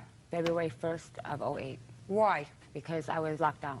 You were locked out because you didn't do what? I got laid off and wasn't able to come up with the rent. Well, so then the answer is you didn't pay rent. For the last month. Which month? November. Well, I paid in November. In December, I didn't pay. You didn't pay in December and you didn't pay in January. Correct. So that's 2 months you didn't pay. I was making payments on it while I didn't have a job. I paid $300 out of my last check, and I sold my belongings and got money to pay for that, and I cleaned the restroom. I mean, I was trying to pay it off. Clean the restroom. I'm just asking you, the last rent that you paid, you say, was in November? Yes, but it was $500. So really, I only owed 1 month. Well, that's what you're supposed to pay, $500. If you paid $500 in November, then you owe December and January. And you were kicked out February 1st. I paid all November. I understand that, but you didn't pay December, which is a whole month. Right. And January, which is a whole month. Correct. But I paid for December then. I was making payments. When did she make her last rent payment to you? She didn't pay December, January, and she left in February. So 2 months? Yes. That's what you want? Yes. Well, that's what it appears she didn't pay. So you lost your job? Yeah. And that's why you didn't pay? Correct. Do you have a job now? Yes, I do. Great. You owe her $1,000. Fine. Judgment for the plaintiff in the amount of $1,000. Your Honor. Thank you very much. Your That's Honor. all. Amy Evans is suing her ex-boyfriend, Timothy Beeler, for an unpaid loan to pay his rent and for the accrued interest on the loan. Timothy is countersuing for harassment and defamation of character. Miss Evans, Mr. Beeler was a friend of yours, and you took out a loan for him, very high interest loan, because he was in need of money. You want him to pay you back. The defendant says that you gave him money. He told you not to take out such a high interest loan. You did it anyway. And he's got a counterclaim for some nonsense because you're angry at him for not paying back the loan, so he says you've been harassing him for the money and telling people that he's a deadbeat, right? That's correct. Well, you probably are. Truth is a perfect defense. Why did you take money from her? I didn't take money from her, Your Honor. It was a... Just a second. You did take money from her. I did. She offered... No, listen to me. You did take money from her. It is my judgment as to whether that is a loan or a gift. My question to you is, why did you take money from her? We had been seeing each other, whatever was going on with her, in her relationship with her husband or whatever. We started talking again, and she had stayed over a couple nights. We were pretty close. We were getting along pretty good. I was telling her my situation about my roommate. He skipped out on me, left me kind of hanging. I was a little short on my rent and whatnot. She said she'd try and help me out. She came up with some money. Yeah, she handed it to me, and I took it. It was a gift. I didn't know that I was forced to stay in bed. Just a second. And everything was cool, and we started talking about our relationship and stuff and what we were going to do. Well, tell me about that, sir. What? I'm confused because I read the papers, yours and hers. Tell me, when she stayed over at your house, did you stay in the same room? Yes. Did you stay in the same bed? Yes. Just a minute. I'm not paying Amy for anything. She gave me the money with the hopes of rekindling our romance, which has been over for years, according to you. Now, if it had been over for years, sir, why did you share a bed with her? Stand up straight, please. Why did I share a bed with her? Yeah, you said your romance has been over for years. We were hanging out. We were seeing each other. Hanging out is not sharing a bed. Well, kissing and other things that go in that matter are. So, yeah, we shared a bed. But you, listen. Yeah, but we did. Then you, listen to me. Well. Listen to me. Then you lied to me here when you wrote in this answer, she gave me money in the hopes of rekindling our romance, which had been over. So that's a lie. Because. Just a minute. That's a lie then, based upon what you just told me. No. That is absolutely. Because when I told her I didn't want a relationship no more, she took off, didn't call me or nothing. She started telling a bunch of people that I was a deadbeat and all that. You are a deadbeat. Well, whatever. That's your opinion. How That's your old are opinion. you? How old are you? 34. 34. If you're 34 and you can't afford to pay your rent and you borrow money or you take money. Took it. Take money. Yeah. I'll decide in a second whether you owe it to her. Take money Right. from a woman who you say the relationship is over, and yet you share your bed with her, and according to you, talk about a relationship with her, and then take money from her. That makes you a deadbeat. And it makes you an amoral deadbeat. Because what you're doing is saying, listen, I need some money. She's going to give me some money. So I'll string her along. You know, I'll hug her and I'll kiss her and I'll sleep with her. And I'll sleep with her. We'll talk about our relationship. I'm speaking. I don't think so. It takes two. I'm speaking. It takes two. Did she take money from you? No. Your Honor, if I may. Just a second. Do I look like I need any help from you? No, Sit down. No, ma'am, you don't. Sit down. You kissed her. She kissed you. Right. You hugged her. Yeah. She hugged you. Okay, what's the point? You took money from her. Yeah. She took money from you. No. Right. How much money does he owe you, this idiot? How much? With interest, he owes me $3,900. Just a second. You don't get any points from me for being an idiot. Okay? Okay. And if you take out an interest-bearing loan, and the interest on the loan is 87%, you'd get zero sympathy from me. Now, how much money did you give him? $2,500, Your Honor. That's what he's going to give you back. Judgment for the plaintiff. That's all. Step out. But, Your Honor, I had to pay $1,100 interest. You shouldn't have taken out a loan for him, madam. You gave him $2,500. This idiot had no concept that he was going to have to pay you back $3,900. He knew it was a loan, Your Honor. He knew it was a loan. And he knew about the and interest. He's going to pay you back. He was supposed to go back to work and pay me back. Listen to me. He was supposed to go back to work. He didn't go back. He was working. I was working. He was working with me. She was calling and texting. Oh, all he does is he works everybody he knows. That's all he does. Question? No. Very good. He owes her $2,500. The rest of it is her own stupidity. Goodbye. April Franks is suing Angela and Jean Roberts for the return of money she paid for a female Yorkie poo. April says the couple sold her an emotionally damaged animal. Bert, would you please take the Roberts' little girl outside, please? Certainly. Thank you. Come with me.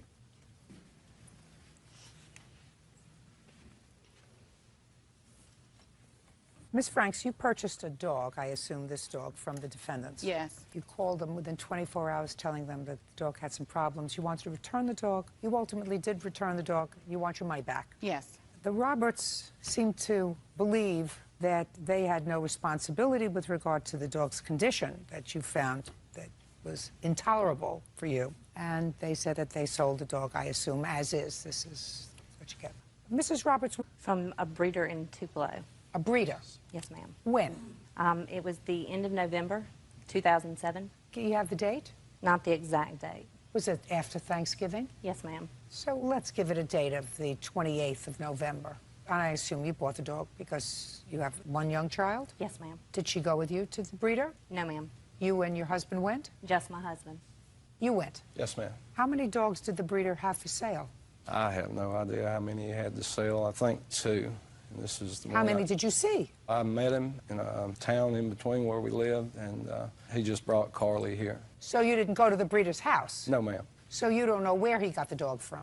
No, ma'am. Did you find this person on the internet? No, in an ad in the Trade Winds paper, a sales paper that we have in our area. And he told you he had a dog? Right. And don't come to my house, I'll meet you halfway, or I'll meet you someplace. Right. And they gave you the dog. Did he tell you how old the dog was? Yes, ma'am. How old did he say? At the time, she was 18 months. And how much did you pay for this 18-month-old dog? $200. Did he say why he was selling an 18-month-old dog? No, he didn't. Did you discuss this with your wife before you went? I spoke to the gentleman on the phone about her. And what did the gentleman, I'm just curious, so even though I'm not taking this for the truth of it, I'd like to know what the gentleman told you about this dog. He told me that he had 31 dogs, and he was trying to downsize on some of his dogs, and that she had already been bred once, and she had 6 puppies at the time, and he thought it was too many for her, and he was going to sell her and her sister. And he was originally trying to sell both of the dogs, her and her sister. I do not know anything about the other dog. And I told him that we were only interested in buying 1 dog instead of 2, and he said that he would split them up and sell her to us. And we did discuss whether to come to his house or not, but he decided that he didn't want you at the house if it's in fact true that he had 31 dogs. Probably. Probably. Did he want cash or a check? We just gave him cash. That's all we had. Of course. So you gave him cash, and then you bring the dog home, and what happened, Miss Roberts? She was nervous dog. She shook for probably the first month we owned her. 1 month she shook? Yes, ma'am. And after about a month, when we were around her, she stopped shaking. But the only thing that she ever did the entire time we've ever had her is just sit in your lap. Even after sitting in your lap for a long period of time, she wouldn't indicate that she would want to get down and go eat. We'd have to take her back there to the room we keep her in at night, and she'd eat and take care of her business, and then after that she would scratch on the door, give a little bit of a whining whimper, and want to come out and sit back in your lap again. We tried to get her to play because we did buy her for my 9-year-old. She wanted a little dog to play with, and she's just not a playful dog. She's just a lap dog. So she's probably from a puppy mill. Well, when we took her to the vet, that's what he said. He said that either being in a kennel, he said either being in a kennel. Caged in a kennel, and probably came from a puppy mill. Yes.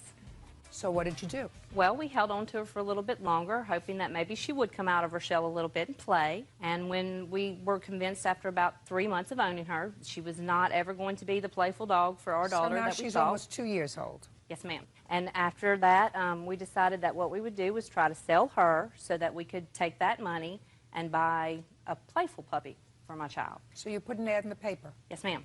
And what did the ad say?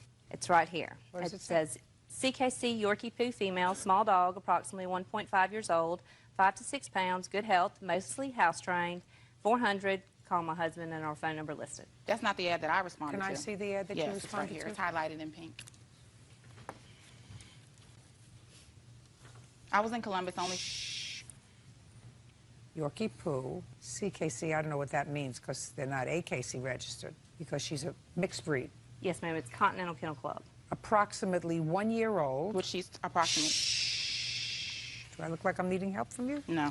Approximately 1 year old, mostly housebroken, good health, small, 5 to 6 pounds, $400. Ask for Jean. Is that you? That's my husband. That's you. Well, that's the ad. Trade Winds Classified. This one is the Trading Post. We did take one out in the Trading Post and the Trade Winds. This is the one she responded to. So immediately, your ad is wrong. because the dog was not a year old. I guess so. And you were asking for this dog that is now older and you know has certain problems twice as much as what you paid for it. Correct. Okay. So you came to the house and? I went to their house. Carly was sitting in a recliner. She didn't get up or anything when I walked in. She got her and she put her on the ground on the floor and she walked around and I oohed and awed over for a few minutes. She was shaking and Angie told me it was because, you know, she didn't like strangers is what she said. And so, you know, I said, okay, you know, that could be possible. And I petted her and picked her up and I said that I wanted to get her. And so I left her house. I went to the ATM machine and I withdrew $400 and I went right back and I gave her the money when I got back. She had the CKC certification paper, her pamper pads because she's not housebroken or mostly at all, and a doggy soap. Just 1 second. Are you telling me that you had this dog for 3 months and the dog wasn't housebroken? She's puppy pad trained, which I consider mostly housebroken because she only goes on the puppy pads. No.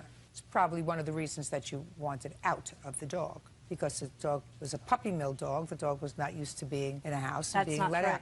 Yeah, sure it is. Okay, you returned the dog when? That evening after I left, I went to Walmart and I bought food for her. I bought her a bed and some toys. And, you know, the night progressed and she just wasn't acting like I thought she would act. I'm not a professional. So the next morning, I said the best thing I'm going to do is take Carly to the vet. So I took her to the vet, which the office where Amy works, and the vet examined the dog, and I have an animal report here. I'd like to see it, please.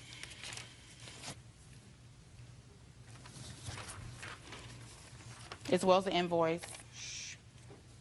On February 26, 2008, I examined the above-listed animal because of a complaint of severe emotional issues. The animal would crouch down in the corner and urinate all over itself when touched. It was my opinion that the animal was experiencing fear, anxiety, and the owner would be better off returning the animal to the previous owner. Animals exhibiting such fear, anxiety have special needs that the average pet owner usually is unable to give. The time we took the dog to the vet was after the fact that April returned her. They just took the dog to the vet. Shh. You mean you never took the dog to the vet when you got her? She never urinated on herself or crouched down in I'm the corner. just asking you why you never took the dog to the vet. No, ma'am. Have either of you ever had pets before? We have quite a few. Well, then you knew that this dog's behavior was most unusual. I was told by several other people, we've never had a small dog like this before. Right. You have to give her her money back. Stop nonsense. You try to unload the dog on somebody else for twice as much as what you paid for it. I mean, usually when a breeder wants to unload an 18-month-old or a 19-month-old dog, they usually give them away to try to find good homes. This guy found a sucker who was willing to pay $200 for it. That doesn't mean that you, when you have the dog, I mean, you're supposed to be reputable people. I don't know about this person who's running a puppy mill, but you're supposed to be reputable people. That means that you got stuck. I'm going to find somebody else to stick with this dog and charge him twice as much. Right. That's outrageous. You have the dog? Give her back the papers, please. You owe her $400. That's all. Aaron Height is suing his ex-girlfriend, 21-year-old Krista Kwalczyk, for the cost of a trip to Cancun, the return of an engagement ring, and the return of a dog. Ah, Mr. Height, you and the defendant dated, according to you, contemplating marriage. You at some point gave her a ring that you say is an engagement ring. You want that back. Things didn't work out. You also claim that after an argument, because the two of you were living together, the defendant left and took a dog that you had, at least in part, contributed to purchasing. You want that money back, and you want the cost of a non-refundable airplane ticket that you put on your credit card, her non-refundable ticket for a trip that the two of you were supposed to take. The defendant says the ring was a gift, the dog is hers, and she paid for the last trip that you took together, so this trip, well, you're going to have to pay for that because she paid for the last one. All right, let's take care of the ring first. That's the easiest. Can I see it, please?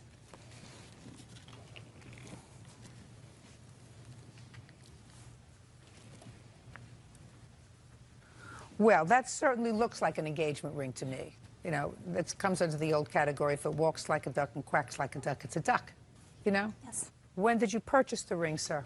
Actually, I purchased the ring in 2004, Your Honor. For her? No, Your Honor. I didn't know her back in 2004. You mean just in case you met somebody? No, I was in a relationship before, but I never gave that ring to another girl. I just had it, and I couldn't return it back then. So it never was on another girl's finger. But I did have it, Your Honor. Okay. By the way, did you ever tell her that you've had this ring since 2004? I didn't mention that, Your Honor. Go ahead. Okay. Me and the defendant, we broke up January 8th, and when she took possession of that ring was February 6th. She invited me, because we had that dog together. It was her dog. His name's Monty. So she invited me to go and see how the dog was progressing, see how big he got. It was a dog school. So it was a dog school behind a pet store. So I went. And during our relationship, Krista was always like, if you ask me to marry you, the answer is yes. She would get mad when I said I would want to wait at least a year. So there was no like big surprise like she would say no if I asked her to marry her or anything. Okay, so you went to the dog school. Okay. We went with Monty. And she didn't believe that I had an engagement ring. So I just brought it with me to show her. So I showed her. So you were trying to get back together again? I did care about her, but I did not propose to her in the back of a pet store at a dog school. I was just showing her the ring like I had it, and I really cared about you, and take a look, you know? She put it on her finger. Take a look. This is how much I care. Take a look. So she put it on her finger. She loved it. It's gorgeous. I said, it's not a good idea. I'm not giving it to you. It's not a gift. There's no way I'm giving you a $5,200 ring. You didn't even clean it. I never wore it. You didn't even clean it. It's dirty. It's got clear evidence that it's been worn before. There are deep scratches into it as if it had been worn. It was never worn, Your Honor. I never once... Well, she did put it on because she put it on her finger that day and got in her car. Doesn't make any difference. Go ahead. So you let her try it on. I let her try it on, and I asked for it back. She was like, no, can I hold on to it? Her thing was, can I hold on to it? All right, that was on February 6th. On the 9th, I ended up still going on that Cancun trip with one of my friends. So you went? I went. With your friend? With my friend, right. Okay, so we've taken care of the plane ticket. No, the plane ticket, that's not transferable. You still have that plane? She could have it. It's hers. It's $368 that I'm asking for, and she can have the credit, you know. Who paid for the last trip you took? She did, Your Honor. $2,400. That sounds like even Stephen. I paid for a lot of other gifts. For most of our relationship, like... Listen, let me ask you a question. You have absolutely no use for this ring. It was a gift. First of all, it's an engagement ring. He never proposed to me, Your Honor. I know he didn't. I also don't believe that he ever gave it to you. I believe him. I believe him. And if I didn't believe him, I would still tell you, you have to give it back to him.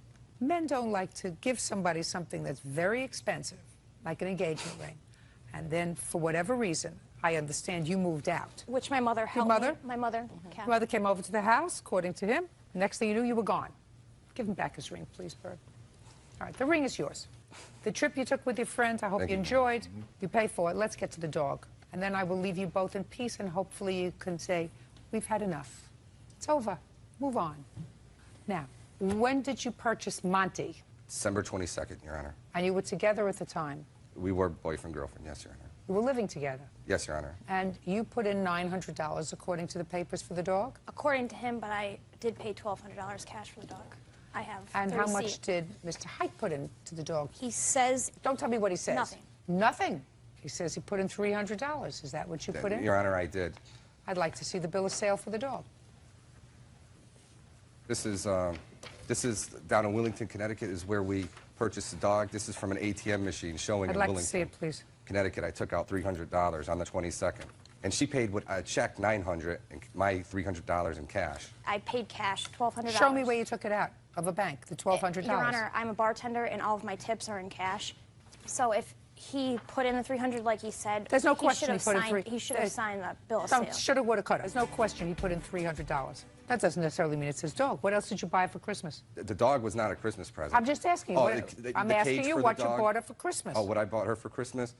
Tickets to a Broadway show in New York in a hotel room. Didn't you go with her? No. You mean she was going to go alone to the hotel, and she was going to go alone to the Broadway show? Well, we broke up. The show was in February, Your Honor. Listen to me. When you got tickets to the Broadway show, I assume you got 2 tickets. Yes, Your Honor. For the 2 of you. Yes, Your Honor. And the plan was for the 2 of you to go to a hotel. Yes, Your Honor. What else did you get for her? The cage for the dog was like $170 I bought her. What else did I get her for Christmas? That's a good question. Oh, I got her tickets for 6 Flags. I bought her a coat, like, I don't know, like $150 coat. What'd she buy you? Well, actually, she bought me Chris Rock tickets down at Mohegan Sun, which she took. She never gave to me. What else did she give me? I can't really remember. She didn't give me as near. Who went to the Broadway show? I didn't go. I don't know if she went. Did you go? No? Okay, listen. Forget the dog. You got your ring back? Yes, Your Honor. Are you a happy person? Yes, I would Perfect. Be happy. Be happy. It's over. You got your ring back. You've held on to the ring 4 years. Yeah, yes, Your Honor. Maybe it's not good luck. No. I know. Did you ever think sell of it. that? It's over. Finished. Thank you. Goodbye. Michael Prince claims neighbor John Miles moved his vehicle without permission and damaged it. Mr. Prince, you and the defendant are neighbors and share some sort of a common driveway. Yes, Your Honor. Is your claim that the defendant negligently moved a car that you had in the driveway and damaged it? Yes, he did, Your Honor. Mr. Miles acknowledges that he moved the car. I did. How long have you been neighbors? I've been there 12 years, Your Honor. And How long have you been there? 14. What I would like you to do is to show me this common driveway that the two of you share. Could you do that for me, please, Mr. Miles? This is a four-family home I own on Eastern Avenue in Schenectady. This is my driveway here with a tenant parking area behind the home. The Billis driveway is parallel to my driveway, and they have a little parking area besides ours. It's not a shared driveway, but it's a common driveway. And there's no space in between? No, the concrete abuts each other. Now, Mr. Prince, it's my understanding that something happened with your car. It had been, I don't know, stolen, burglarized, I don't know what happened with it. And you had it towed, and you left it on the driveway. Yes. How long did you leave it there? It's been over a year. Would you go over and show me where you left your car parked? Sure.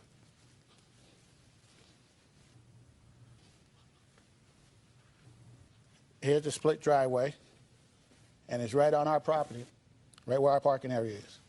Show me. Right about right here. Now you can step back. Now I'd like you to show me, Mr. Miles, where you say his car was parked for over a year. This car was parked right here on our side of the driveway. So, according to you, when he had the car towed there for a year, it was parked on your side of the driveway. Yes. Now, were you ever contacted by Mr. Miles to ask you to move the car? No, I haven't. Is that right? No. Could you move over? We spoke often when I came over to the house to do maintenance or work around the apartment house that he was in the process of getting the car repaired. It was my understanding that he was going to have insurance money from the car theft to have the car fixed. Who told you that? Mr. Prince. There was no other way you could have found that out. No. So you don't live in this. No, it's an investment property. It's an investment property. You have tenants. I receive any complaints from your tenants during that year? I did. You have any of those here with you? No. Okay. How many times did you, when you went back to check out your property, tell Mr. Prince that you wanted him to get rid of that car that was... We spoke often the first year. It was probably on a weekly basis for the first 6 months that the car was there, that the car was going to be moved and before winter. And the car wasn't moved on the winter of 06, 07, and I ended up plowing around it. It was terrible to just have the tenants go around it because Why didn't you just call and have it towed? Because it's on private property. I went through the town to have the code enforcement officer try to do it. You mean it's on private property where each of you has an easement? It's kind of a gray area because it's just being neighborly. I didn't want to make a big deal out of it. But once my tenant started complaining to me, and then with the snow removal. Yeah, okay, go ahead, sir. Your Honor, I have a videotape of right where he had a surveyor come over to the property and surveyed our property, and then he marked it off with tape. Then he marked the line coming down the driveway. And then also, that when he had the surveyor mark the property line, it took away from him, not from us, because our double lot is coming from our house, our lot, towards the parking area. His double lot starts from the split driveway towards his house. I have it right here on video. I'd like to see it. You mean before he moved it? Yes, I got before and after. Before he moved it. I'd like to see it. I have pictures too also. Just to say, I'd like to see them. My father's car is parked right exactly where my car is parked right now, which my car is the white Lexus. And I will show you, we came home and our car was moved. Here's the dental, on the ground, indentation. And just a second. Here's the indentation. Wait. I'm not following something, sir. Are you telling me this picture was taken before he moved the car? or after he moved the car? Oh, no, I know what you say. You say before it was moved. No, I took it Before after. it was moved, I took sir. the videotape. I'm sorry. Before it was moved. Do No. you have a videotape of your car sitting on the property before it was moved? No, I had the videotape. Then I'm not interested in seeing this video. Okay. And I'm not interested in seeing your pictures. Okay. There's only one issue, and that issue is whether your car was in any way encroaching on his part of the driveway 2 inches. If it was, you're lucky he waited a year to move your car. I wouldn't have waited 2 days. I understand. To move your car. It's an annoyance to have to go around your car for his tenants. If he lived there, he wouldn't have waited, but he had tenants there, and they probably figured, what am I going to do? You know, I have to go around this car. So they go around it. You following me, sir? Yes, I am, Your Honor. He had every right to move your car. Oh, sure. He had every right, Your Honor, and that's why, if that was true, he would have had a police tow and towed it. But legally, it was on my property. That's why he didn't have anything done, and he never came to me. We wasn't talking on a weekly basis. Why didn't you get the car off that property, sir? Your Honor, I was going to school full-time and working part-time, and I didn't have it was on private property. It's on our property. Mr. Prince, let me explain something to you. I'm seeing where your property is. There isn't a question in my mind that if your car was parked all the way in your backyard, having nothing to do with the defendant, he would not have moved your car. Why would he not have moved your car? Because he wouldn't have said to himself, I'm going to get a tow truck. I'm going to go to the expense of moving the car. If the car is in your backyard, why in the world, Mr. Prince, would this gentleman, who seems like a perfectly normal man, go to the trouble of moving a car from your backyard, which, as far as I'm concerned, as a neighbor, what you do is, if you want to leave an eyesore, a car that's not capable of being driven for a year, you put it someplace where it's not going to, because if it was in a place where it didn't bother anybody, Mr. Prince, he wouldn't have moved it. So, Your Honor, the property, our property where I had my car on is where I... What I just said to you, sir, I have to make a judgment. I understand that. I have to make a judgment. Listen, put on your listening ears. Whether a normal man, because I don't have any proof that it was on your property or his property. Put your hand down. Sorry. I don't have any proof. You say it was on solely your property all the way in the corner. He said it was not on your property all the way over in the corner where you have pointed it out to me. So I have to say to myself, let's resort to common sense. Would a businessman, because this is a business property, take time out from his day to rent a piece of equipment, to tow a car, to move it someplace away, if the car was already in a place where it wasn't bothering anybody, where it was in your backyard and not inconveniencing any of his tenants? So what I'm saying is, I find that, yeah, I can imagine as a neighbor with a common driveway, with you taking a car and leaving it there for 12 or 14 months until you got around to having it fixed, and you figured, listen, he's not even there. The only people that are there are tenants, and so on. Ultimately, he got annoyed because his tenants were annoying him. Listen, this car, I have to go around it every time I have to go into the driveway to park my car.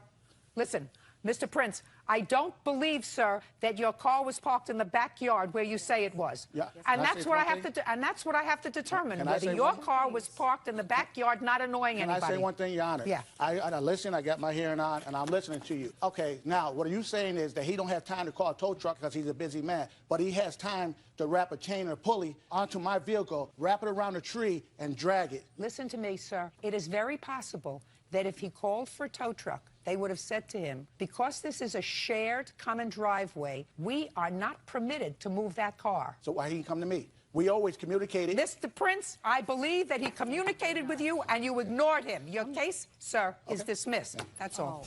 Allison Gardner claims former friend Andrew Beard repossessed a truck he sold her. She is suing for the return of payments made and for the cost of a dirt bike he sold without her permission.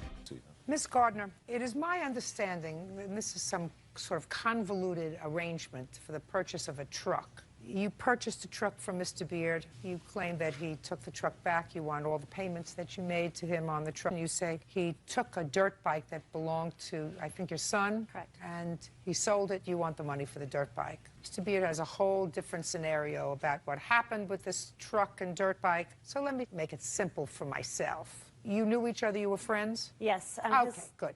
That's all I have to know. I don't need to go into the social history. I'm really not interested. You had a truck. Yes, ma'am. What was the year and make of the truck? It was a 1992 Ford F-150, stick shift, single cab pickup truck. Okay.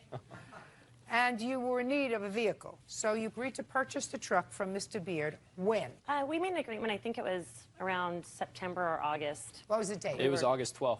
It was the Okay. same day I bought my new green truck. Does that sound right? That's not correct. It was before he bought his truck. It was before you Yeah, bought we were his truck. actually at Just a second. gathering. How much before he bought the truck? I think it's about a week or two. Fine. And you gave him how much down? It was $500. So far, we agree on that? No, ma'am.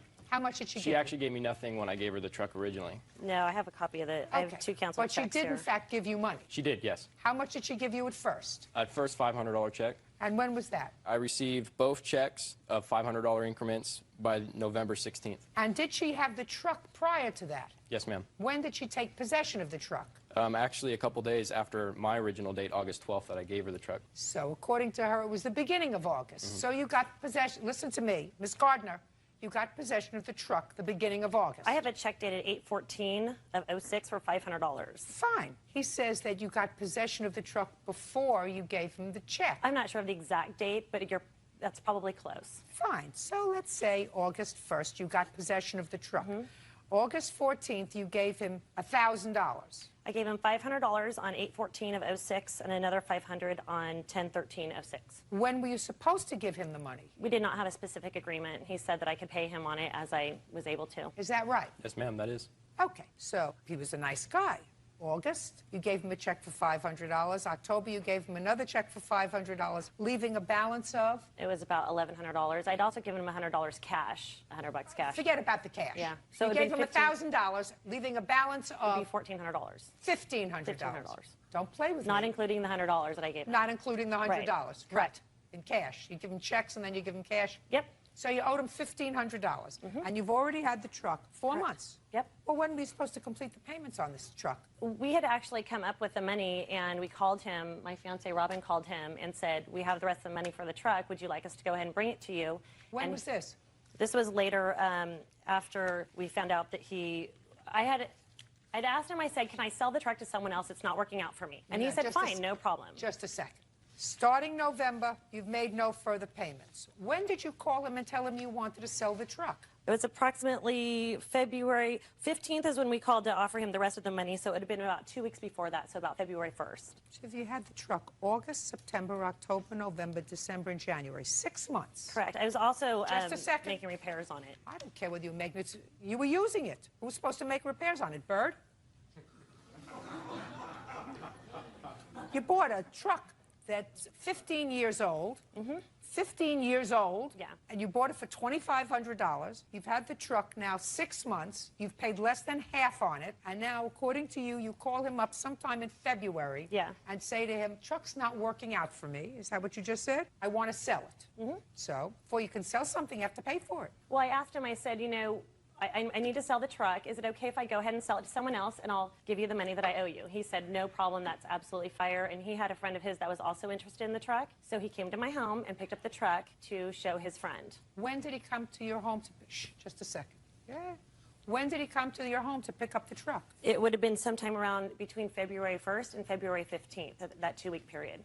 Okay, go ahead. Keep going. So after that, he picked up the truck, took it to his home, and he said that he had a buyer for it, and no problem, I'll give you the $1,100 that you paid me on it, and no big deal. During that time, he had offered to pick up my son Zachary's dirt bike from the shop that I had taken it to.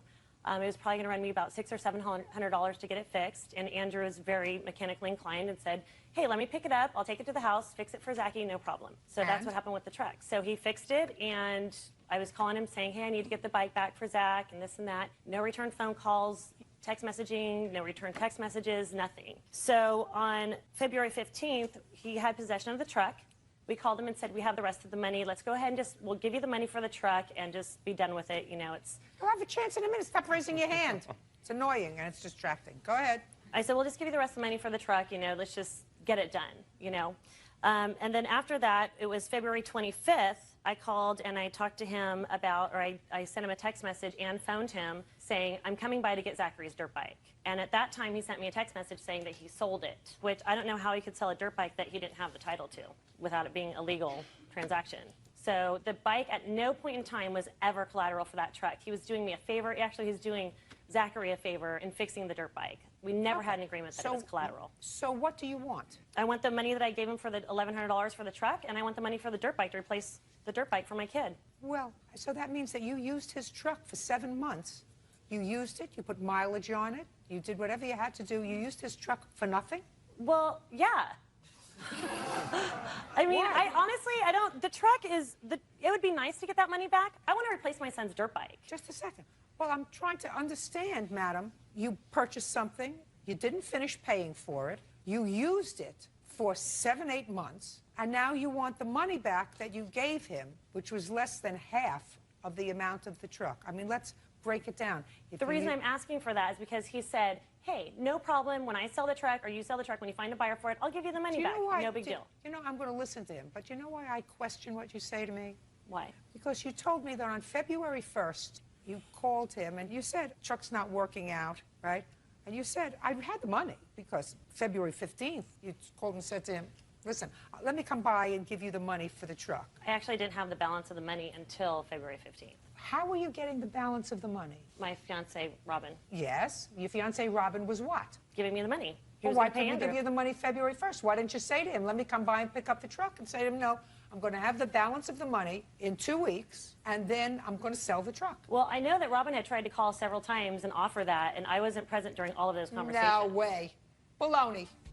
Okay. Now, Mr. Beer, let's hear it.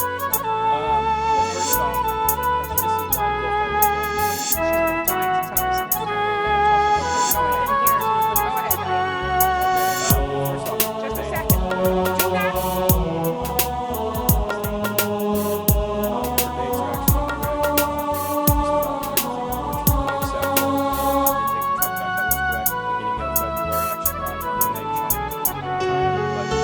যতবার ভেবেছি ভুলে যাব তোমাকে, ততবার স্মৃতিগুলো পিছু ডাকে।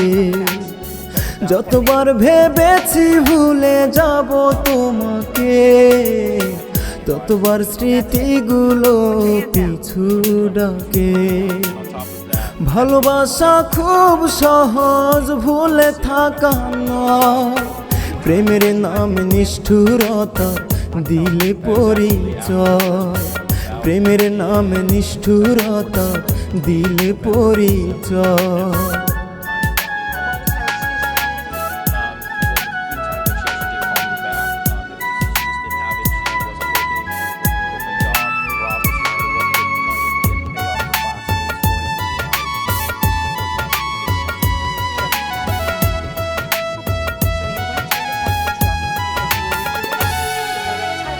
মনের জানালাতে ভাবনা তোমার, হারানো দিনে ফেরা হয় না কভু আর।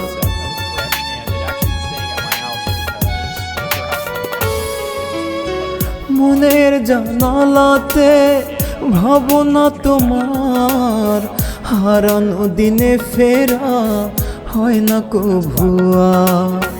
করে গেলায় আমার সাথে নিষ্ঠুর অভিনয়, প্রেমের নামে নিষ্ঠুরতা দিলে পরিচয়।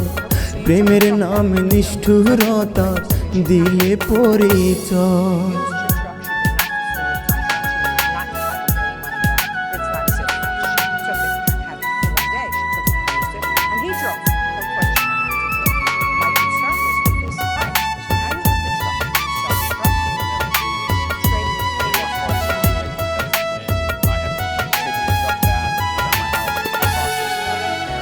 বাজবে না কখনো আমায় বলেছিলে, সেই তুমি কেমন করে পোড়ালে তিলে তিলে।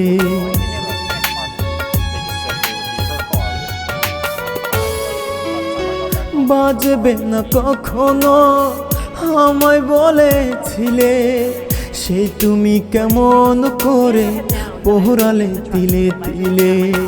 কেমন কইরা সোনা রঙ্গ করলা তুমি ক্ষয়, প্রেমের নামে নিষ্ঠুরতা দিলে পরিচয়। প্রেমের নামে নিষ্ঠুরতা দিলে পরিচয়। যতবার ভেবেছি ভুলে যাব তোমাকে, ততবার স্মৃতিগুলো পিছু ডাকে। যতবার ভেবেছি ভুলে যাব তোমাকে, ততবার স্মৃতিগুলো পিছু ডাকে। ভালোবাসা খুব সহজ ভুলে থাকা নয়, প্রেমের নাম নিষ্ঠুরতা দিলে পরিচয়। প্রেমের নাম নিষ্ঠুরতা দিলে পরিচয়। That was a mistake. Yes, ma'am. What year did She claimed it was 2004 title. It's an 04 Honda Sierra 50.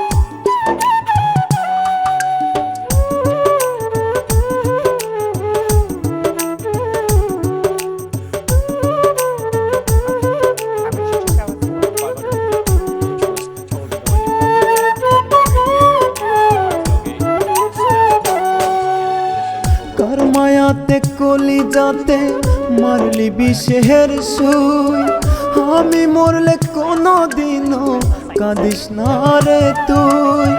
কার মায়াতে কলি যাতে মারলি বিষের সুই, আমি মরলে কোনো দিনও কাঁদিস না রে তুই। জীবনটা আজ কষ্টের জেলে হয়ে গেছে বন্দি, দুঃখ কষ্ট এখন আমার নিত্যদিনের সঙ্গী। দুঃখ কষ্ট এখন আমার নিত্যদিনের সঙ্গী।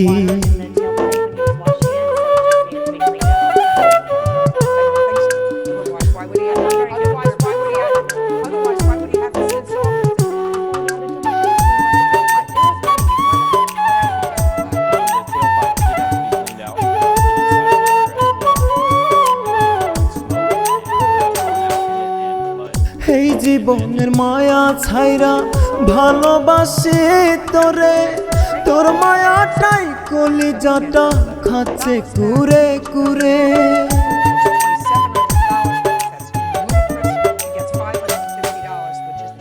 এই জীবনের মায়া ছাইরা ভালোবাসি তোরে, তোর মায়াটাই কলিজাটা খাচ্ছে কুরে কুরে।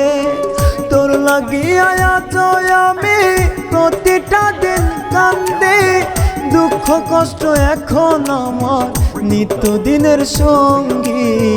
দুঃখ কষ্ট এখন আমার নিত্যদিনের সঙ্গী।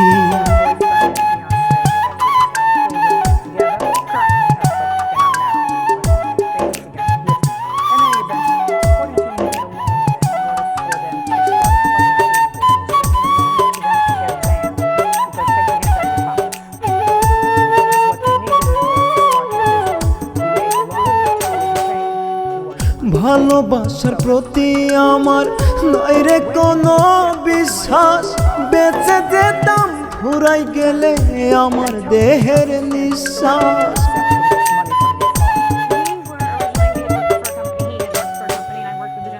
ভালোবাসার প্রতি আমার নাই রে কোনো বিশ্বাস, বেঁচে যেতাম ফুরাই গেলে আমার দেহের নিঃশ্বাস। কেমন করে ভাবলি আমায় চির প্রতিদ্বন্দ্বী, দুঃখ কষ্ট এখন আমার নিত্যদিনের সঙ্গী।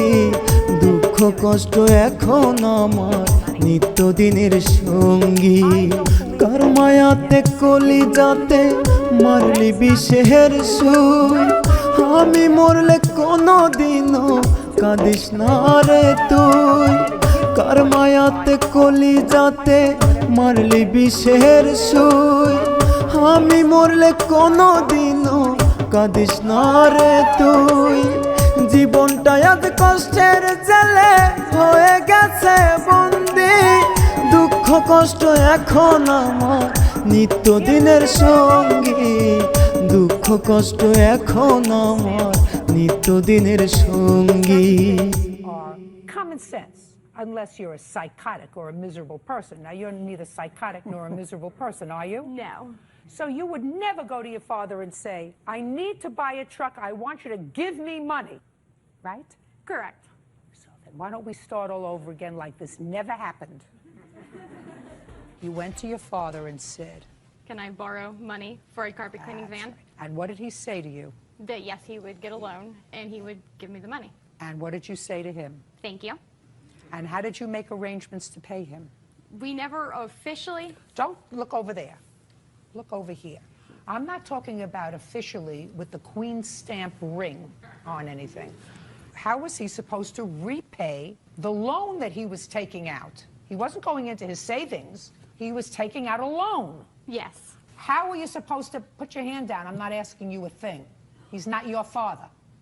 How are you supposed to pay back this loan?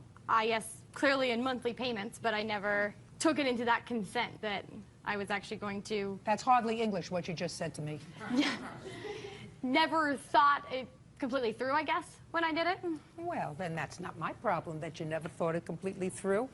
And Loverboy wasn't there, is that right? Correct, I went to my father's by myself. That's right. Go ahead, sir. Yes, ma'am. We agreed to $300 a month. When did you agree to $300 a month? I think I gave him the check on December 4th, sometime shortly after that. Okay. And did they make any payments towards the loan? They made $100 or $200, that's about it. And when did they stop? Oh, God. When did she stop? Because right now, he has nothing to do with this loan. He's just standing there and looking reasonable. Probably shortly after January, February, I'm not sure.